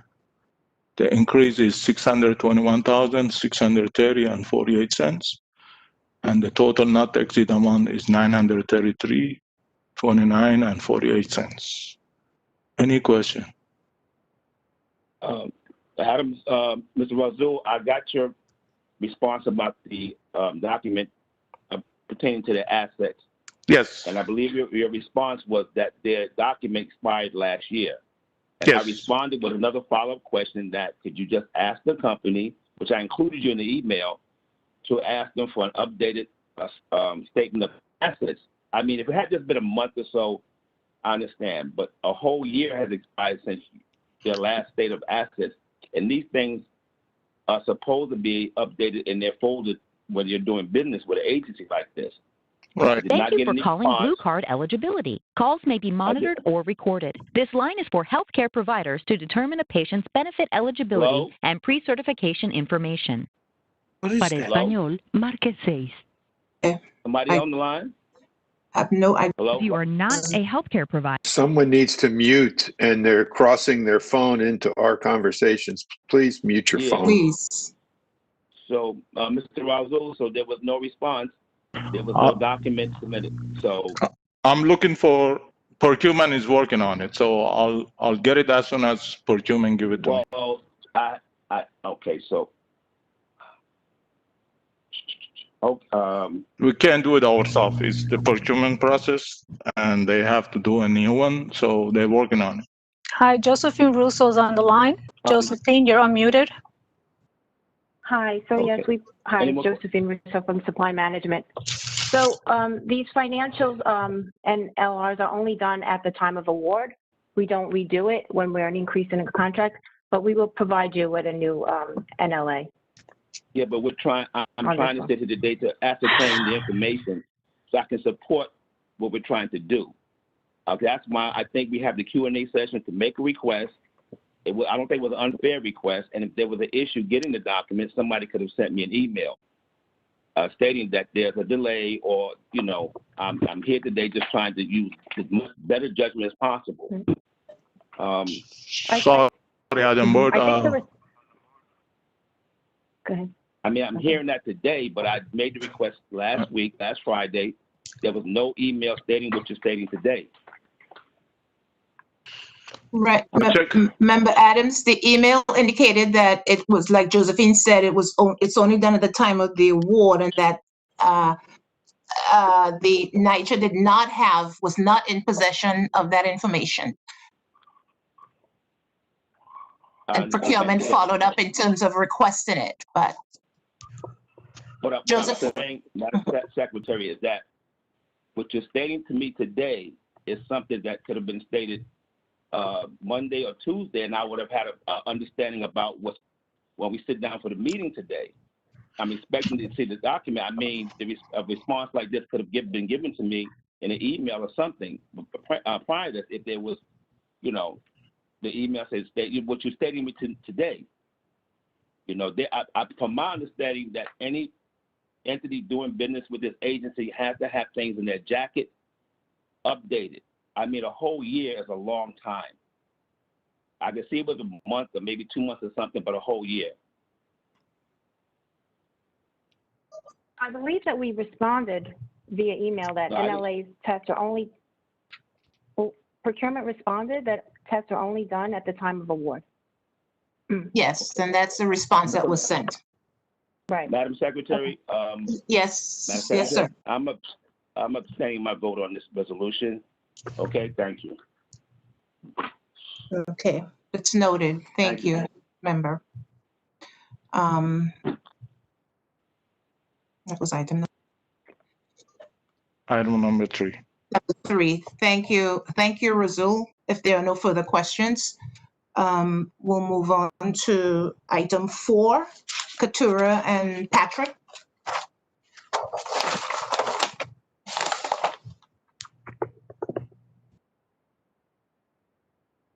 Item 4.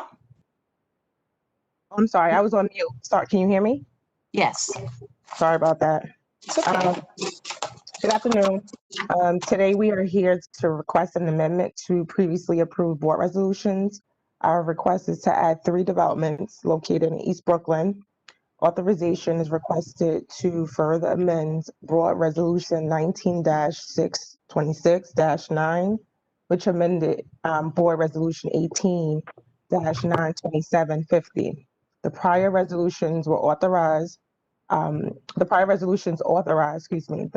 submission of documents to HUD to release 2 developments located in the Pact Brooklyn bundle, which closed earlier this year, 2 developments in the Manhattan bundle, which will close on or about December 2020, and 2 developments, London and Boulevard, in the upcoming Pact Round 8 transactions, which are anticipated to close in 2021. From the declaration of restrictive covenants to convert the remaining Section 9 units in the development to Section 8 in connection with the conversion, upon HUD approval, enter into 1 or more long-term ground leases with 1 or more development partners for the rehabilitation and continued use of the developments as affordable housing. I'll pass it off to Patrick. Thanks, Katura. Good morning, board members. I'm Patrick Love, Senior Project Manager in the Real Estate Development Department. To continue what Katura was saying, authorization is now requested to amend 19-626-9 to include 3 additional developments that were previously approved. These 3 developments consist of 568 units, which are all in Brooklyn. Number 1, Belmont Sutter area. Number 2, Fiorentino Plaza. And number 3, Pennsylvania Avenue, Wortman Avenue. As part of the inclusion of these developments, authorization is also requested to submit the following documents to HUD. An application for Section 18 in alignment to the United States Housing Act of 1937 as amended. Applications for the Rental Assistance Demonstration Program, or RAD, as part of the Portfolio Application Award, and or a RAD financing plan for the conversion from an annual awards contract to a project-based voucher HAP. Upon HUD approval of the RAD and or Section 18 applications, these units will become part of the authority's 2021 planned conversion projects that were previously approved for submission to HUD, pursuant to Board Resolution 19-626-9. Therefore, it is recommended that members authorize the chair, the general manager, and their respective designees to execute any and all documents deemed necessary to amend Board Resolution 19-626-9. Similar to the resolution that was brought before the board in September as part of authorization of the Pact Manhattan bundle, another resolution will be brought before the board as these transactions move forward. Thank you, and please let us know if you have any questions. Yes.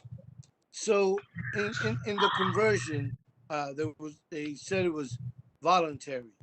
I think that word should be changed or omitted, because it really doesn't, if we don't do this, then there's no alternative. So the word voluntary should be removed from that and then move forward. That's one thing.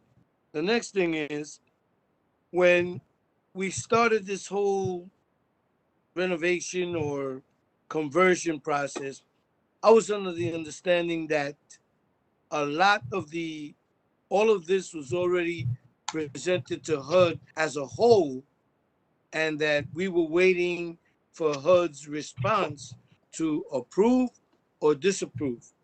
But I keep seeing more and more developments start popping up when I thought they were all inclusive in the initial ask. Victor, it's Greg. The way the RAD program works, any units that go RAD, there's a reservation that HUD has in DC because the total number of units that can go to the rental assistance demonstration are capped by Congress. So in that sense, the reservation is the whole, but each deal, each property has to be processed separately underneath that. So that's important to understand, that there's a real estate transaction that's required even with the reservation we have for the RAD units. And these amendments reflect, either the inclusion or updating of which, what the deal looks like. Because keep in mind, HUD is removing or switching properties property by property, not in a big chunk. So each time we do a bundle of properties or do a deal, you'll see these amendments and changes. But the overall reservation for RAD is what we do have approved, but we don't have each deal approved. As of yet, that has to go separately.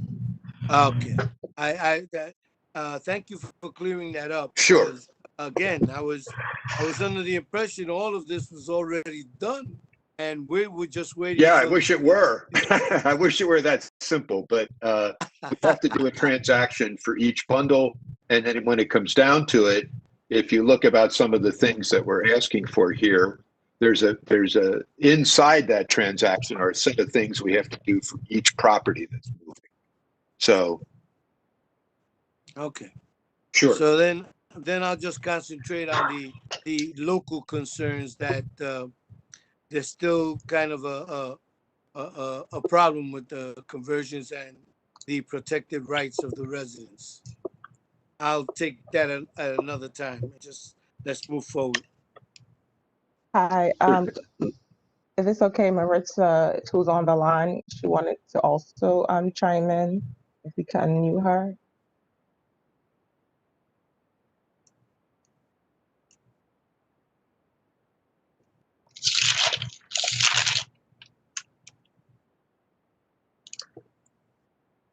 Is Marissa on the line now? Me? Can you hear me? Yes, we can hear you. Yes. Hi, thank you, board member, and thank you, Chair. I just wanted to respond to your first question. The voluntary is not in reference to the transaction. Voluntary refers to the voluntary conversion process, which was a prior NYCHA transaction in 2008. So that was not referring to this current transaction. Okay. Thank you. It's a HUD term, actually. Okay. Yeah.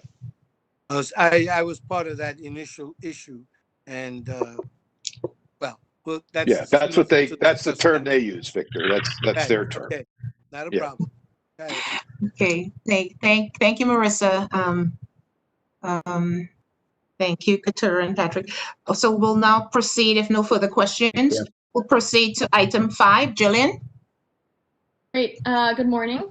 My name is Jillian Flannel, and I'm the Managing Director of Business Operations in the Real Estate Development Department. And today I'm presenting item number 5, which is requesting authorization to approve a $124,000 funding increase to an existing contract with Hester Street Collaborative, Inc. for stakeholder facilitation and community engagement services related to NYCHA 2.0 projects. This increase, the original not to exceed amount, will fund the continued provision of services during the remainder of the initial 2-year term.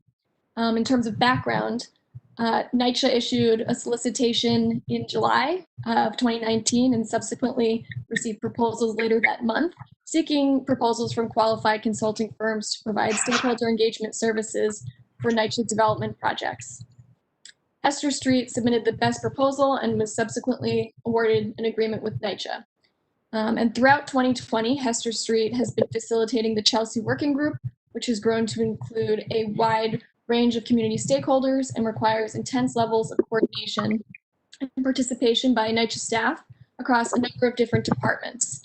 Due to the COVID pandemic's impact on the city in mid-March, the working group meetings and the process overall were paused, despite having made significant progress towards a set of recommendations in January and February. So NYCHA now seeks to restart the Chelsea Working Group with a goal of finalizing a set of actionable recommendations by the end of 2020. And doing so will require NYCHA and Hester Street to develop a new engagement approach that, given social distancing requirements, relies more heavily on alternative forms of outreach. So this funding increase will enable Hester Street to continue facilitating working group meetings and to produce a new set of print, web, and digital materials that NYCHA will be relying on to communicate with residents at Fulton and Chelsea developments.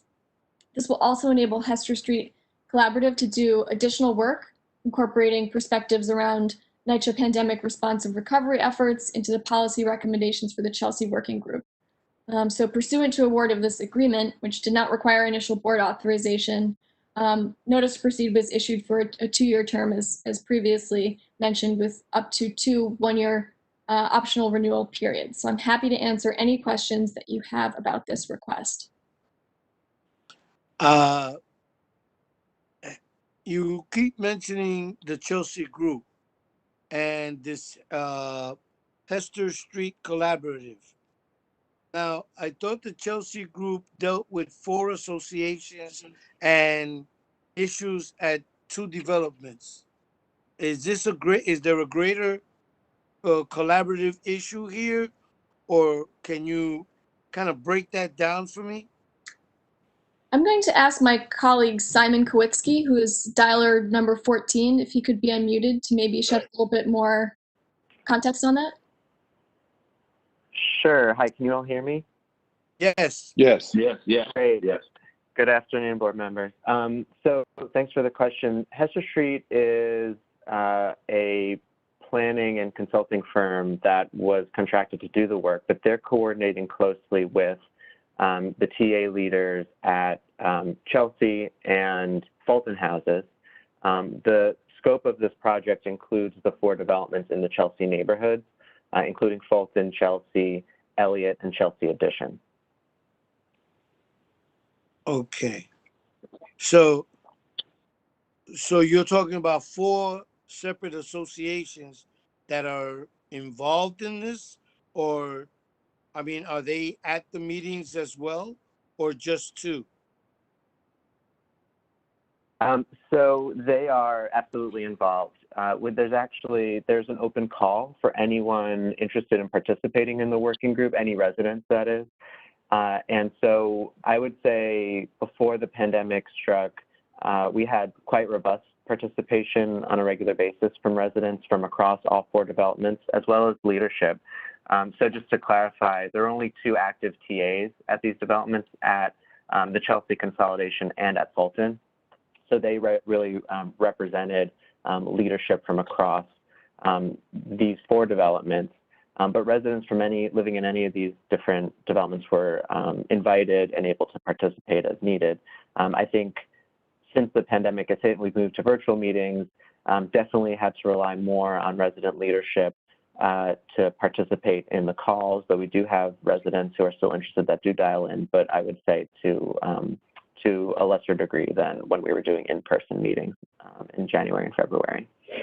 So I'm assuming that when asking for the funding increase, all the concerns are addressed and now we can move forward. Yeah, so there was so much work that happened before the pandemic, and they were getting really close to finalizing a set of recommendations when everything just went on pause. And so over the course of the summer, we started reaching back out to the resident leadership and members of the working group to see if there was appetite. to start re-engaging and finish up all the work that was done so that it would not kind of go to nothing. And there was interest, and we re-engaged with Hester Street to start meeting again and figuring out a plan for how we can bring this project to a close. And so that, as you can imagine, has taken quite a bit of work to kind of restart the engines and now rethink how we do engagement in the age of social distancing. And that's really what's necessitated this increase in funding. I see. And what is your name? My name's I'm sorry. My name is Simon Kowitsky. I'm the Vice President for Portfolio Planning in the real estate team. Okay. Okay. Thank you. If no further questions, thank you, Simon. Thank you, Jillian. And we'll move along to items 6 through 20. Steve?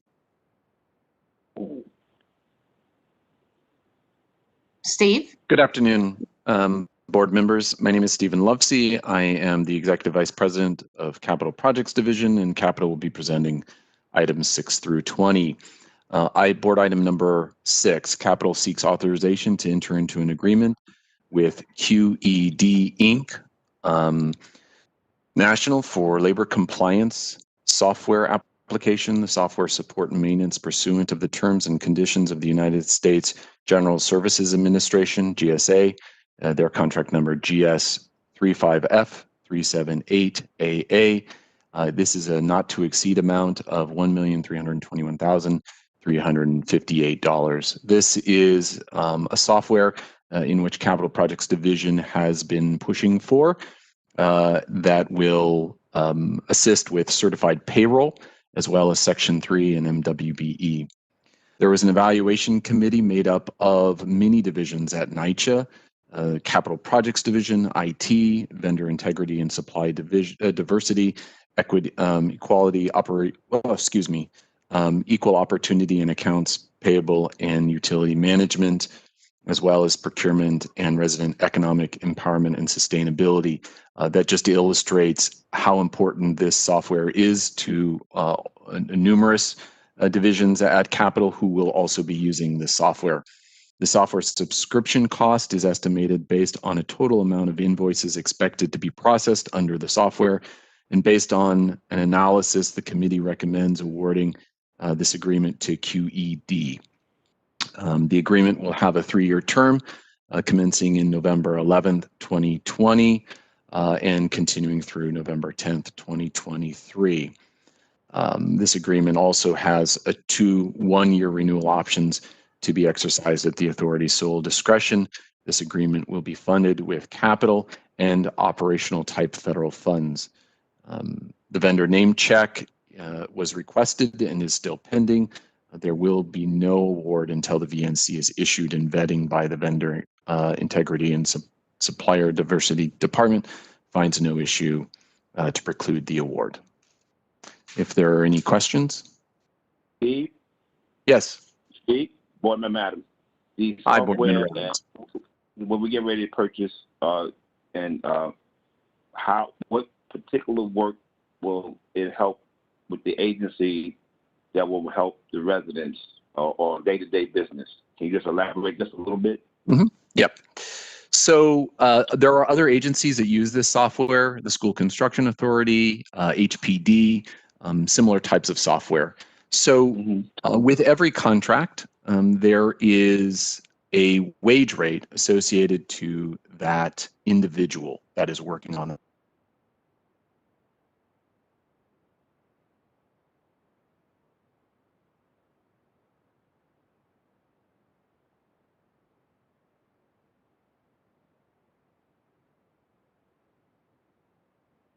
A plethora of paperwork when they came to the job site, what their wage rate is, and how much they were paid. This software basically takes that data immediately from the contractor's invoicing software. So there's no ability to change anything. That software, that payroll software, goes right into this software in a way, and then the software analyzes it against the required wage rates and their Section 3 information.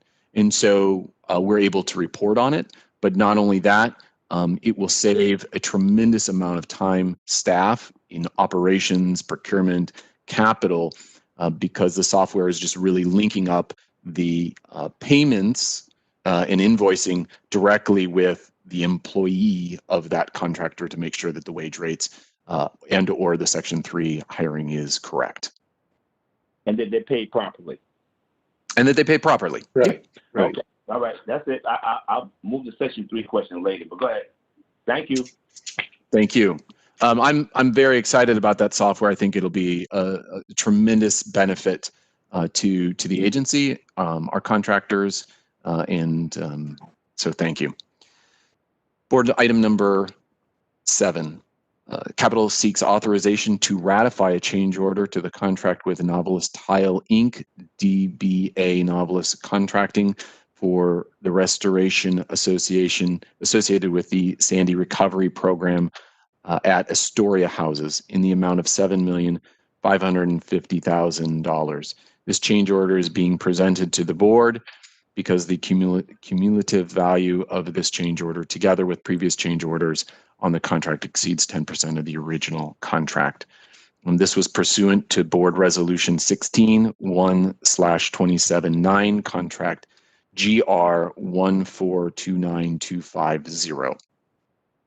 The change order, in short, is based on, during the base of the project, it was discovered that the design did not account for the flood loads that the buildings may experience during the revised 100-year flood.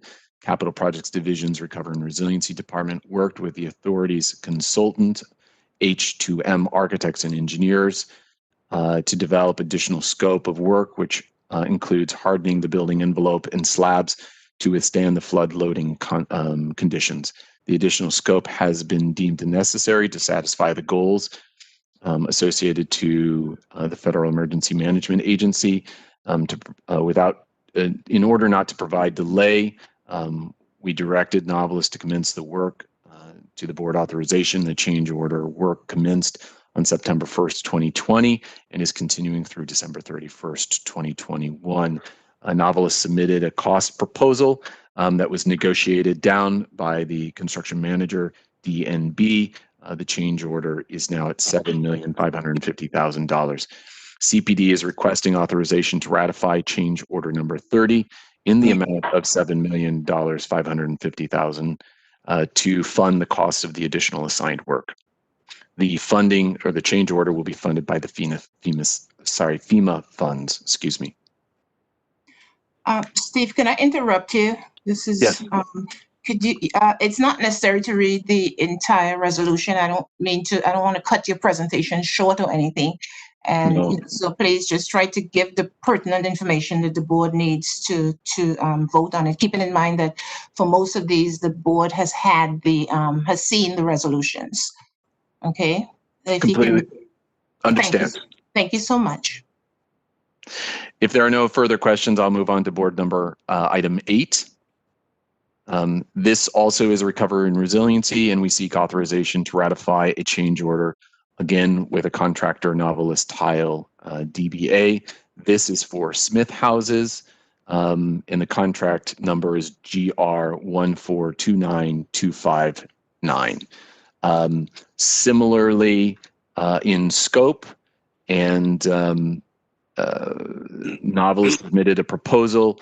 Our CMs negotiated that, and the change order would be $8,200,000. CPD is requesting authorization to ratify change order number 38 in the amount of $8,200,000. The change order will be funded by FEMA. And that was for Smith houses. If there are no further questions, I will move on to board items number 9 through 15. 9 through 15, Capital seeks authorization to award 7 indefinite delivery, indefinite quantity job order contracts, or JOCs, for electrical, heating, ventilation, and air conditioning. I will go through the items. Board item number 9. This is the electrical contract. This is to be awarded to EIA Electrical Inc. The variance on this was a minus 22.58%, and they are proposing 15 Section 3 hires. Board item number 10 is for electrical, going also to EIA Electrical Inc.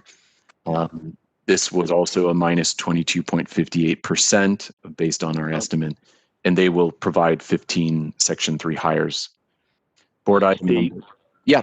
Steve, Yes. The previous one with the Section 3 hires.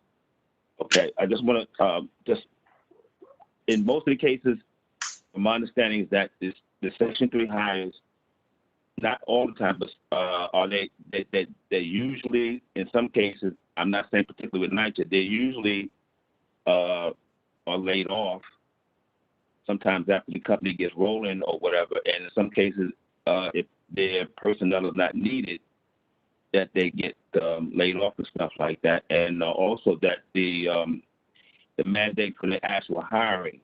So I'm not going to hold you to this. I know we got to move along, but I'm going to formulate this for my own personal stuff going forward. Some questions about the Section 8 hiring from what I've been told and understand.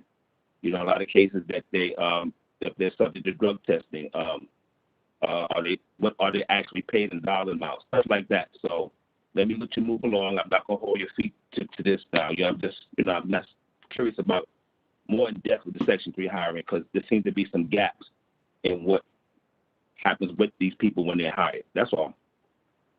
Joe, this is Greg. We are working on a revision to the Section 3 policy to address some of these issues.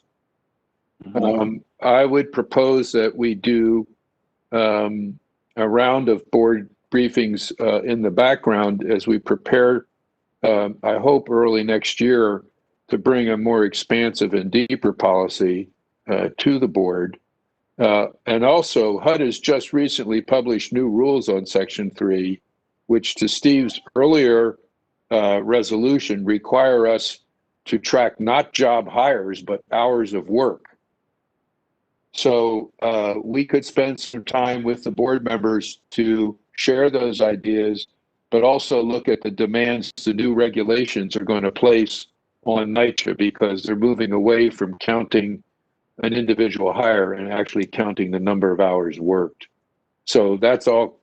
We could do something and have background briefings for the board, and then we'll be bringing new policies in not too far of a distance. Okay, great. Because in some cases, that it just it'd be very helpful to explore this, because sometimes people are not. They're not given the full extent of what is supposed to be given to them as far as salary, time on the job, certain things. But I'm not going to go all into that now. We'll do that at a later time, like you said, and I'll have time to formulate my questions and concerns. Yeah. All right. Greg, just on one last point. Victor. We move on. At the Q&A, something was brought to my attention with regards to the Section 3 hiring, and I really would like to sit down and discuss that with you. It was something that I had asked last year with regards to who monitors the hiring, the firing, and the paying of the Section 3. And now I'm even doubtful if they get hired. So that's something that I would like to Victor, discuss. they do. But remember, the way that the rule is written, the responsibilities on NYCHA and the contractor. And that's where the contractor has an obligation through the contract. That's how we control the document. And this will be a longer discussion, but we'd be willing to have it. So we could go through all the issues. Okay, thank you. Thanks.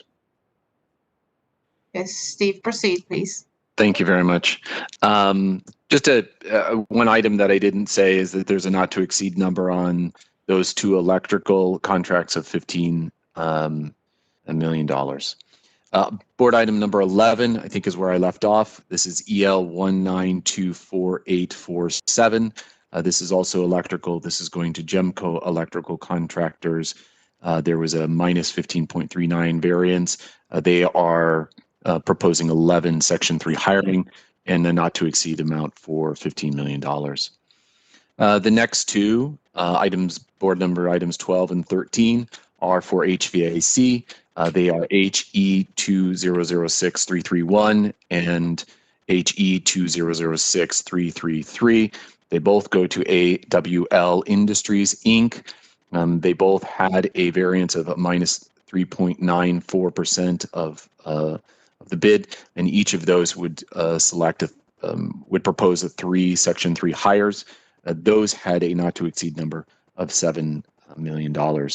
The final ones, 14 and 15, were plumbing job contracts. They both were awarded to WDF Inc. It is PL 2006335 and PL 2006337. The 35, that one had a not to exceed number of 5 million and had a 2.67% variance with 6 Section 3 hires, and the other one, the 337 number, board item number 15, had a $5 million and a 10.32% variance with 6 Section 3 hires. And Steve, I'm going to interrupt you again. The contract numbers are not on the calendar, so please stick with the calendar numbers when you're referring to the items. Okay, thank you.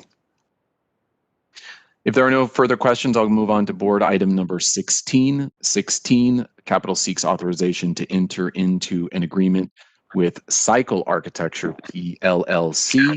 This will be for architectural and engineering services and construction management as agent services for our high performance retrofit design solution that we are connected to with the New York State Energy Research and Development Authority, or NYSERDA. This is the Retrofit New York, and this project is not to exceed $2,242,000 and I'm sorry, $2,242,853. Basically, these will be AE services to select the model building that could be scalable, as well as when those panel designs could be, how they could be designed, the load-bearing design, and the AE services associated to that project. The agreement is for a 3-year term commencing in November 11th, 2020 and continuing through November 10th, 2023 with 2 one-year extensions. There are no further questions. I'll move on to board item number 17. Yes, hello. Yes. Okay, so I got an answer with regards to a question that I posed on this particular item. Yes. And I have further discussion, which I'm going to do through an email in response to the response. But I just need one word to be in. If they put it in there, I'm sorry, I didn't see it. But I need to be told what is pre-fenestrated. Yep, no worries. By the way, this is a very, very exciting program, and I could talk hours about this one because it's really a very cool program. The concept here is that we are looking again strategically how we can rethink how our buildings perform. The pre-fenestration, fenestration is the facade, and think of it as a curtain, like a curtain in a theater. You would have the building structure behind. These curtains or these fenestrations, these panels, facade panels, would be built off-site. The concepts of these could be anywhere from providing additional thermal to the facade, providing an aesthetic to the facade. But not only that, they could be very smart technology. They could have electrical panels through them. They could have heating and hot water associated to them. And so that fenestration really is a smart facade that could be applied to our buildings, and then and then have the ability for all of that new infrastructure to happen on the outside rather than getting into every single chase wall and renovating. Okay, all right. Is that helpful? Yeah, that sounds really, really, really nice.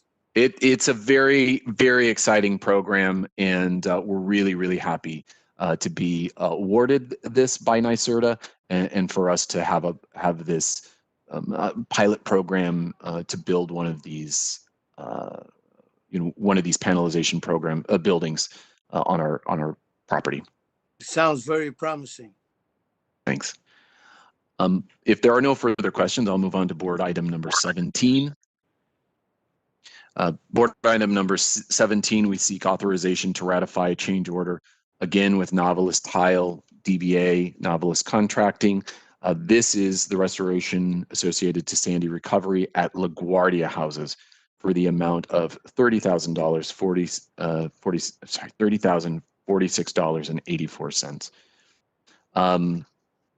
This is change order number 4, and this is associated to some additional work for waterproofing of the stair landings, installations of reducing some pressure valves, zone valves, and associated drains that were not part of the original contract.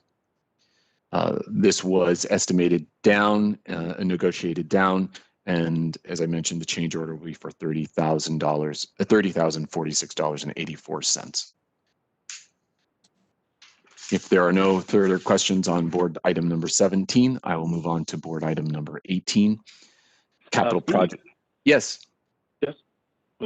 Human. How did we get to the 46 cents? No, never mind. Move on. Well, I'll be very quick on this. This is all calculated, and everything has to do with a line item, and everything has to do with a linear footage and a unit price that's already been negotiated. And so, and all of those pieces go together. Every single penny counts, because we know that we need to be prudent with our funds, and we need to make sure that what we're paying for is what we're getting. And so when we get down to accounting, it gets down to the cents. There's no, we're not rounding up or rounding down, and it's all outlined a widget and an amount. Oh, I see. Nice. Okay. Yep. I think I was moving on to board item number 18. We ask for authorization to ratify a change order to the contract Delrick Construction Company. This is part of the Sandy Recovery and Resiliency Program. This is at Wrangell Houses, and this dollar amount is for $39,965. This is change order number 17, and it is associated to conversations that we've had with the residents and the temporary fencing, which we are modifying, as well as some work on some existing metal doors, and the installation of electric feeders and conduits, and required replacement of electrical work. This was negotiated down, and as I mentioned, the change orders for the ratification to the change order is $39,965. All of these R&R projects, they're either funded through FEMA funds or the insurance funds. If there are no further questions, I'll move on to board items number 19 and 20. Capital Projects Division seeks authorization to ratify 2 change orders in the total amount of $91,027. This is the contract for MSR Electrical Construction Corporation for the electrical restoration associated to the Recovery and Resiliency Program at the Lower East Side Rehabilitation Group, item number 5. Change order number 6 was electrical associated to some additional subpanels, emergency safety switches for generators, relocation and replacement of electrical equipment, some replacement of oil pump items, and associated work. That was negotiated to be $87,894.31. Change order number 7 was due to a flood caused by a fire hydrant in a seal-tight containers of all 3 boilers at building number 89 that were damaged, and the wires need to be replaced to prevent interruptions to the service. That was submitted, negotiated, and that is at $3,132.98. CPD is requesting the authorization to ratify those two change orders, change order number 6 and 7, as board items number 19 and 20. That concludes our capital projects division. If there are no questions, thank you very much. Thank you, Steve. Items 21 through 40. Joe? Joe, are you on? Yes. Good afternoon. Good afternoon now. Thank you very much. Terrific. Joe, can I remind you to just indicate the pertinent information, please?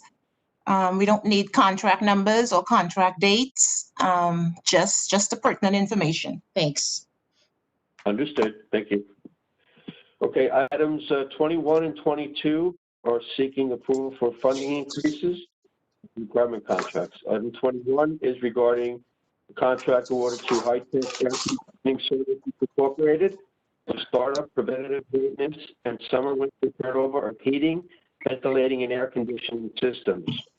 A 2-year contract with 3 one-year renewal options for various community centers citywide in the Bronx, Brooklyn, Manhattan, and Staten Island in the amount of $1,477,835.60.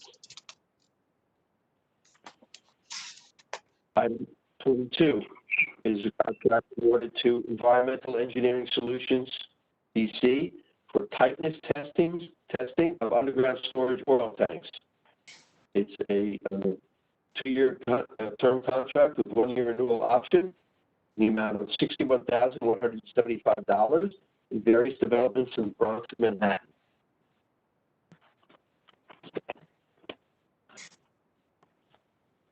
Items 23 through 26 are seeking authorization to award contracts. 23, 24, and 25 are contracts with Sahara Construction Corporation for cleaning of stair holes and floor maintenance. These are 2-year contracts with 3 one-year renewal options.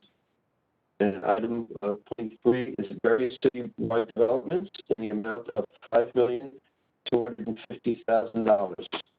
Item 24 is various citywide developments in the amount of $5,250,000. And item 25 is also various citywide developments in the amount of $5,250,000. Each has 3 projected Section 3 hires for a total of 9 projected Section 3 hires. Yes, Ms. Adams. Yeah, did I make a request for some information about number 25, unless I got my number wrong? About the company.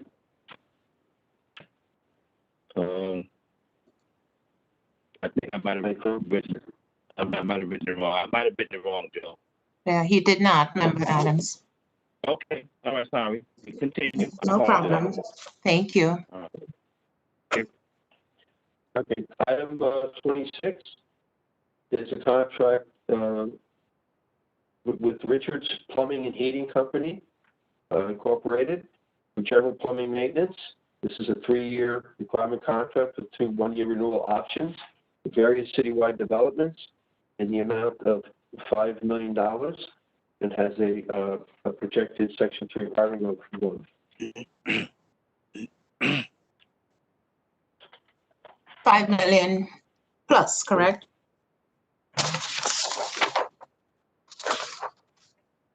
Hello? Yes. Sorry? The amount is, you said $5 million. I'm sorry. The amount is $5 million.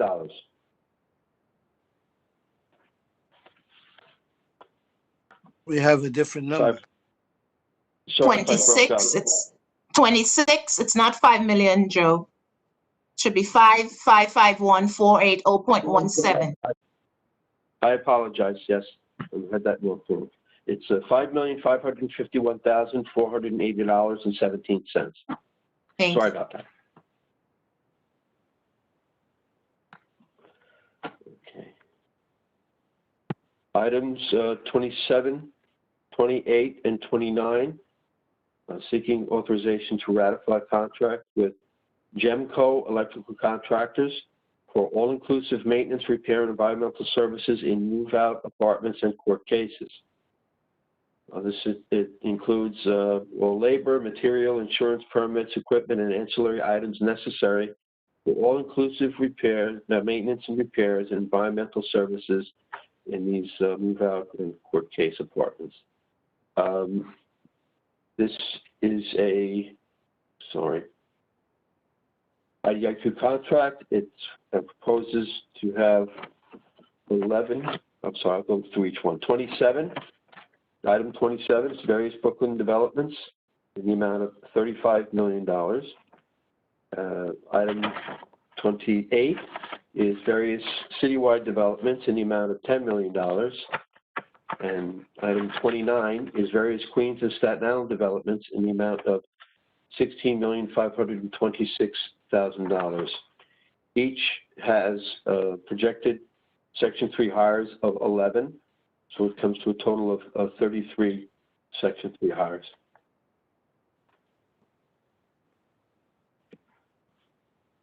Item number 30 and is seeking approval for a funding increase to the requirement contract awarded to Bagyani General Construction Incorporated for wood floor repair and refinish. It's a 2-year term with a 1-year renewal option, and it's for various NGO1 developments in Bronx, Brooklyn, and Manhattan in the amount of $86,260.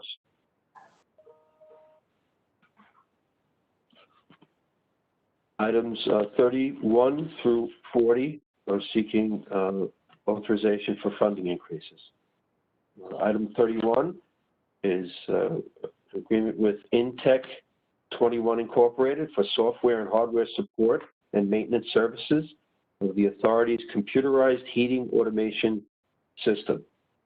That's initial 2-year term with a 1-year renewal option. Various developments citywide in the amount of $650,000. Joe? Yes, sir. Adam, on 31, I told you that this company had, from our time, had great reviews and A+ Better Business Bureau rating. So when I asked, maybe later down the line, do they have like a little video we could see of what of their systems? You said you might be able to look into that. No, I definitely will. We responded on the that's fine. But down the line, certainly, we'll continue to research and see if we can get our hands on it. Thanks, Joe. Okay, Right. move along. Go ahead. Yeah. Okay, Member Adams, there was a response that it did not exist. We didn't have it, but we'll, like Joe said, we'll try to get it once. Oh, yeah, thank Okay. you. Yeah, just I would like to see what it looks like. Thank you. That's all. Thank you. Terrific. Thank you. Proceed, Joe. Thank you. Okay. Items 32 through 34 are contracts with New York Boiler for welding and repair services. This is for equipment required to perform boiler repairs and hot water tank repairs. And item number 32 is for various Manhattan developments in the amount of $631,801. Item 33 is for various Bronx developments in the amount of $480,361. And item 34 is various Brooklyn developments in the amount of $246,567.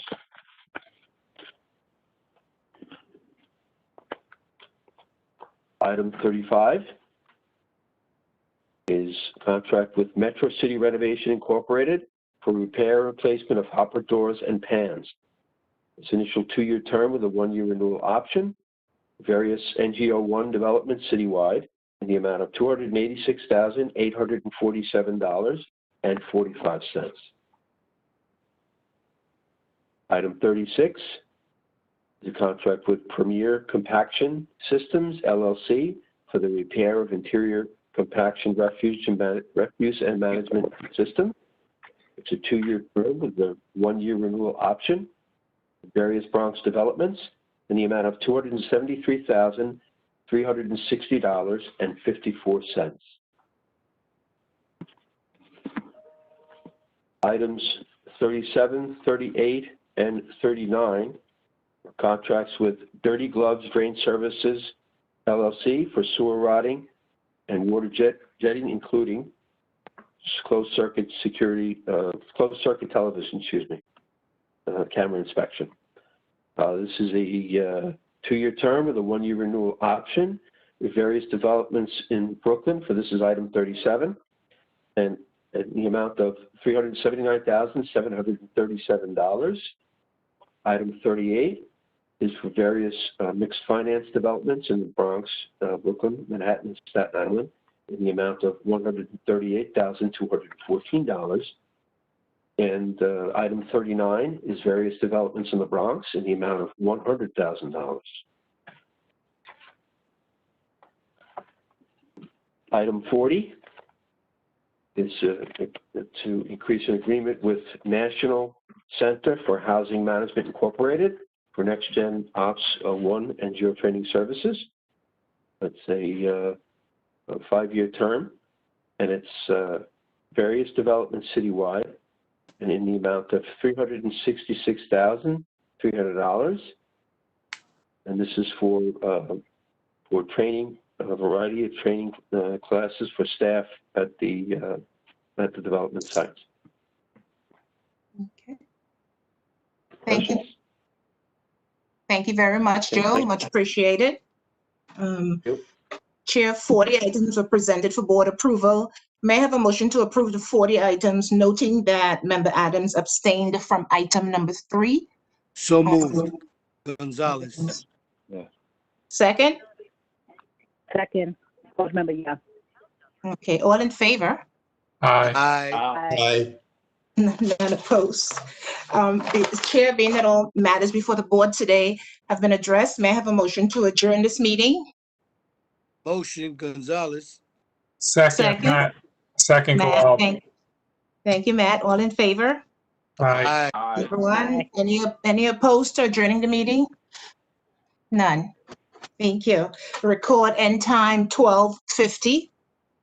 Thank you all. And again, apologies for the technical issues that we encountered this morning, but we were still able to complete it before 1. The next NYCHA board meeting is scheduled for Tuesday, November 24th, 2020 at 10 a.m. Everyone stay safe, stay healthy, and happy voting.